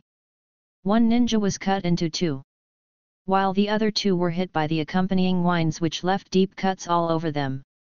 The winds then hit the two who had lost their footing, causing them to bleed all over. And next, it hit the remaining four ninjas from the third wave, leaving them with similar, but slightly less severe injuries. Right when the ones who had jumped high up were about to fall, the second slash arrived. This ended up killing or maiming everyone other than the four who were hiding behind multiple rock shields built by Wagarashi Tomio and the one who was hiding underground. Seeing the result, Fujin said, "I don't think that the remaining 5 will die from this attack." Mieko replied, "That's good. I want to fight," and flickered towards them. Hoka followed her. Renjiro said, "Fujin, look after the merchants." And he flickered behind those two. Chapter 73, Chapter 72, Fujin vs 11 Genins. Wagarashi Tomio was keeping an eye on Renjiro the whole time. The Chunin had just begun explaining the situation to him, telling him about a wind slash and how it was accompanied by winds that cut when Renjiro created a clone. He immediately commanded, "Get ready. I'll engage that Jounin. All Chunins will fight alongside me." He looked at his second in command and commanded, "Masato, lead the Genins and kill those 3 brats." Mano Masato was standing right next to Tomio. He had a sword hanging from his waist. Since he was an elite Chunin, his rank and power were second only to Tomio among the ninja here. Even overall, his power was only weaker than Tomio and Norio. He had worked with Tomio for a long time, and Tomio considered him his right hand. He nodded to the command given. Team Renjiro flickered till they were 20 meters away from them. Renjiro made a hand sign, "Water release, water cannon jutsu." Tomio too made a few hand signs while shouting, "Scatter and dodge. Water release, water wall jutsu." On hearing his command, all of the enemy ninjas moved back a bit. Renjiro spat a jet of water on them. In response, Tomio created a water wall between them. The wall stopped the jet for a mere fraction of a second. However, that was enough for his ninjas to see the trajectory and dodge the attack. The water jet penetrated the water wall with ease and then sliced it in two as Renjiro moved his head from left to right. The water jet was dodged, however, it kept traveling, hitting the trees in the still undamaged forest. The water jet cut through a few trees with ease before it ran out of energy. The enemy ninja noticed the damage caused by just one attack. Their face became grim. They prepared themselves for a bitter battle. They regrouped into 2 groups in a few seconds. First with Tomio as the leader and 5 Chunins, and the second with Masato as the leader and 11 Genins. Renjiro noticed this and assaulted Tomio and the Chunins. The trio of Fujin, Hoka, and Mieko moved towards the Genins. Renjiro's clone followed them at a distance and kept a close eye. Konoha Genins vs Masato and Genins. All the 3 Konoha Genins had noticed that Masato's chakra level was the second highest in the whole group. While moving towards them, Mieko stated, "I want the strong guy." However, Hoka argued, "No, I want him." Fujin said, "He seems strong, both of you take on him. I'll eliminate the rest and join you." Masato and the rest also ran toward the kids running towards them. The group had mixed feelings regarding the 3 kids running toward them. The ones from the third wave thought, "We need to eliminate them quickly and then aid in killing that Jounin from Konoha." While the ones from the second wave hoped, Masato-sama should be able to handle those demon kids. Among the 11 genins, one had seen Mieko use Sharingan earlier. He shouted, "Don't look in her eyes, she has Sharingan." That alerted Masato. He wasn't aware of this. He unsheathed his sword. Mieko was faster than Hoka. She reached Masato first and instantly used Fire Release, 4 jutsu that she had already prepared. Masato kept his eye on her hand and raised his sword to block the heat ray. The attack heated his blade but didn't make the handle much hot. At that time, Hoka flanked him and attacked with gentle fist. He smirked, he is in range. However, Masato moved slightly so that the 4 jutsu won't hit him and then slashed his hot sword at Hoka. Hoka was caught off guard and dodged backward. Unfortunately, he wasn't fast enough. The tip of the sword touched his chest. It cut through his shirt with ease and left a thin line across his chest. Luckily, since he had moved backward, the cut was very shallow. Masato moved forward to chase him, but Mieko threw a few shurikens at him, which he blocked with his sword. While he dodged them, Mieko flickered and stood next to Hoka. They prepared to fight him. At the same time, the 11 genins wanted to join in the fray and aid Masato. However, Fujin flickered in between them and Masato and created 11 wind clones. One kept eye on Masato, while the rest engaged 1 genin each.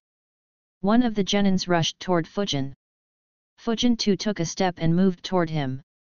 While moving, he grabbed a sword in his right hand. His opponent had a kunao in his hand. On closing the distance, Fujin slashed his sword. The enemy genin saw it and smirked. He stamped hard on the debris below and jumped back. When he suddenly stepped back, Fujin's sword slashed through empty air. The opponent kept smirking, "Ha! These inexperienced newbies always fall for the simplest trick in the book." He pulled his arm behind him and was about to throw his kunao at Fujin when something hit his body. The hit created a cut across his body, starting from his right shoulder, to the left side of his hip. The cut kept getting deeper, and cut him into 2. Fujin thought, not a bad move. Unfortunately, he was out of his league. At the same time, all 10 of Fujin's wind clones had engaged the enemy genins. They kept fighting at mid-range and used wind explosion jutsu to prevent opponents from using any jutsu. Fujin observed around him, "Now that I'm free, time to cut down their numbers." He flickered in the next instant and appeared behind a genin who was fighting his clone.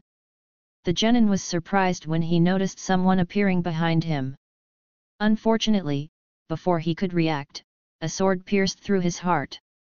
In a few seconds, Fujin cut down 4 more genins. The others noticed Fujin killing their comrades with extreme ease and panicked. They quickly disengaged from the wind clones and tried to regroup. Masato, who was engaged in a fight with Mieko and Hoka, also noticed this. He tried to help them, but he was obstructed by Mieko and Hoka. Unfortunately for the enemy genins, regrouping wasn't going to be easy. Noticing that all the enemies have disengaged his clones, Fujin flickered again and appeared behind one of them. That genin noticed and quickly turned around and swung his kunao. In response, Fujin slashed with his sword. Both the kunao and the sword clashed. Fujin's opponent wanted to use this clash to jump behind and get away from him. Unfortunately, Fujin's sword cut through his kunao. It continued ahead and cut the unsuspecting genin into 2. Fujin noticed the shock plastered on the enemy's face when he noticed his kunao being cut in 2. At the same time, another opponent was ganged upon by 4 of Fujin's clones. 2 of the clones used all their chakra to form wind explosion jutsu and scored perfect hits. The other 2 beheaded him when he was very injured. The remaining 3 genins managed to regroup. But they were instantly besieged by Fujin's 8 wind clones, while Fujin stood slightly behind his clones. The 3 genins stood with their backs to each other. Fujin saw it and analyzed, "I guess I can't flicker behind them now. Anyways, time to end this," he said in a low voice, "Wind breakthrough jutsu everyone." Fujin's clones heard him, and all used great breakthrough jutsu at the same time. The 3 genins, who were at the center, instantly became trapped and slammed against each other as they couldn't move due to being hit by strong winds from all sides. They began yelling loudly. Fujin observed the wind patterns and then swung his sword. A slash flew through the strong winds and reached the trapped genins. In an instant, all 3 were beheaded. With all 10 genins killed, Fujin turned his attention to the Chunin. Mieko and Hoka were fighting. Chapter 75, Chapter 73, Masato vs Genins. Masato vs Mieko and Hoka. While Fujin had engaged the enemy genins, Hoka and Mieko were fighting against Masato.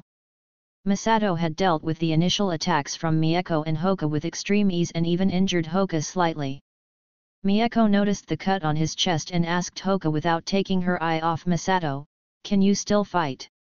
Hoka replied, "Of course. Let's attack."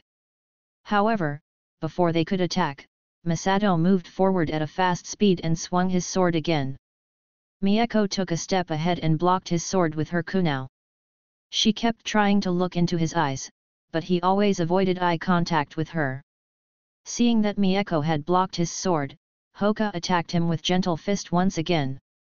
Seeing Hoka attack again, Masato just jumped back and retreated. This time, Hoka didn't chase and stood with Mieko. Masato observed the two being careful and sighed, "It's unfortunate that there is so much debris here. I can't use earth jutsus at all." Hoka too couldn't use earth release jutsus, but he didn't mind it as he preferred taijutsu over ninjutsu. Masato was about to attack again when he noticed that Fujin was cutting down his genins with ease. Tisk. "I should help them." Mieko and Hoka noticed him getting distracted and attacked him once again. Mieko once again used fire release, 4 jutsu. Masato quickly dodged but was once again flanked by Hoka. Learning from the past 2 failed attempts, this time Hoka attacks with a kunao. Masato blocks but Hoka continues his attack with his other hand, trying to seal his chakra points. Masato uses the force Hoka is putting in his kunao attack to jump back. Before Mieko and Hoka could press on their attack, he ran towards Fujin. But he was quickly attacked by 2 wind explosion jutsu by the wind clone. Fujin left to keep an eye on him. The wind explosion wasn't actually targeted at Masato. Instead, the clone launched them in such a way that they would cut off his path. They exploded even before reaching them and threatening him with the winds generated. He had to move back to avoid the winds, leading him back to Mieko and Hoka. They quickly attacked him, but Masato defended himself again. Only, it was more difficult this time. Mieko finally found an opening, and kicked his stomach, sending him flying behind. While he was sent flying, Masato thought, "These kids are strong. Even if I fought only one at a time, I'll have a hard time defeating them without earth release." Hoka was about to attack again when he noticed Mieko making a few hand signs. He quickly moved out of the way. Masato too noticed the hand signs. Mieko finished making her hand signs, fireball jutsu. A huge fireball moved toward Masato rapidly. Hoka followed the fireball from the left. "If he dodges here, I'll get him." Masato, noticing Hoka, dodged to the other side. The fireball reached his original location and exploded. Since the debris underneath was mainly wood, it set off another fire. The explosion also sent a lot of burning wood flying in every direction. Masato, even after dodging, had to use his sword to block a couple of burning logs flying toward him. The smoke and dust created by the explosion and fire engulfed him. Noticing the opportunity, Mieko threw a few shurikens at Masato. Hoka got back to Mieko's position, as fire blocked his straight route to Masato. Masato heard the sound of shurikens flying. He quickly jumped to his left, while frowning, "I need to get out of this smokescreen. Both of them have Jujutsu. I'll be severely disadvantaged here." However, even after moving, 3 shurikens came at him. He blocked one with his sword, and barely dodged the other 2. One of the shurikens left a cut on his right cheek, while the other shuriken missed his abdomen from the left by a few inches. He sighed in relief after dodging them when he suddenly felt a sense of crisis. He felt two strings, one touching right where the cut was left, while another on the left side of his abdomen. Fuck. The shurikens had strings attached. Masato quickly made a hand sign. Mieko smirked on seeing that Masato fell for the strings. She pulled them so that they trap him and the shurikens returned to hit him in the back. Hoka too observed with his Byakugan. He saw that Masato got trapped by the strings and the shurikens hitting his back. However, he changed into a log the next moment. Hoka and Mieko noticed his chakra reappearing outside the smokescreen. He had a cut on his right cheek and his expression was very grim. He said, "You brats are very good." As he said it, he was analyzing, "It's very difficult to fight them here. I need to move to the ground. However, if I move, those genins will be all dead." While thinking, he turned his head to look at his genin underlings. He was shocked as his eyes met Fujin's eyes, all dead. So quickly? Fuck it. Having realized that Fujin would attack him too, he decided to move to the normal ground. The only worry now is if they attack Tomio and other Chunins instead of following me. But if they do that, I can sneak attack them. On concluding his thoughts, he quickly tried moving out of the debris area and into the open field. Mieko and Hoka noticed it and thought, not good. He is trying to attack the merchants. Mieko quickly made a few hand signs and launched another jutsu, Phoenix Sage Fire Jutsu. Small balls of fire were fired on Masato's path, preventing him from getting away. Hoka used the distraction created by the fireballs to close the distance and attack Masato again. This time, Masato counterattacked fiercely, making Hoka retreat. However, at the next moment, he felt the wind on his back. He quickly turned around and used his sword to block the incoming sword. Fujin, noticing Masato's attempt to run away, used Mieko's and Hoka's attacks as a distraction to attack.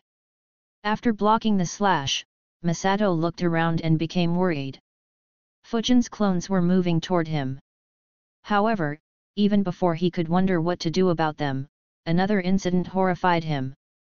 Fujin's sword cut his own sword into two. He quickly released his sword and moved backward, screaming his mind, "What the fuck?" As he moved backward, he noticed Hoka moving rapidly toward him. Hoka smirked, "Time to finish this." He got into stance to perform 8 trigrams. Masato noticed Hoka's stance from the corner of his eyes. He quickly made a hand sign. All the 3 genins noticed that it was the hand sign for substitution jutsu. Hoka pressed on with his attack, while Fujin and Mieko prepared themselves by gathering chakra at their feet. Hoka and Masato finally were about to make contact, when Masato substituted with another log of wood. As soon as he substituted, Mieko threw a bunch of shurikens so that he couldn't retreat anymore, while Fujin sent a flying slash at him. Masato was on guard and moved out of the way. Unfortunately, the only way available for him was towards Hoka. He had a bitter expression on his face, "These brats are relentless. I have no openings at all." Masato prepared to take Hoka head-on as Hoka rushed towards him. However, before he could engage Hoka, 2 shurikens stabbed him in his back. Fujin smirked, "Projectile control jutsu is really handy." When Masato's attention was occupied on Hoka, Fujin used projectile control jutsu on the shurikens Mieko had thrown and changed the direction of a couple of shurikens to hit him. While the hits weren't lethal, they caused Masato great agony. And it finally provided Hoka with an opening. He immediately used 8 trigrams, 16 palms on him, closing a lot of his chakra points. As soon as he was done, he moved behind. Mieko and Fujin both stepped in for the kill. They both flickered in. Mieko used fire release, 4 jutsu on his chest, right where his heart should be. While Fujin slashed his sword towards his neck. In his final struggle, he tried stepping towards his left, so that he'll move away from Fujin's sword, and Mieko's jutsu wouldn't hit his vitals. Mieko's jutsu hit the center of his chest, piercing through the elite Chunin's body. Fujin's sword missed Masato's neck by a few centimeters. But at the next moment, his head still flew off in the air due to the increased range from wind chakra flow. Fujin, Hoka, and Mieko finally sighed in relief and were excited about managing to kill someone this strong without any aid from their sensei. Masato, however, died in grief. He never got to use the jutsus he was most proficient in. Renjiro's clone had observed the whole fight, good. Though they made a few mistakes, overall their performance was very good. They were also very lucky though. That guy's nature affinity was probably earth, and he couldn't use it due to the terrain.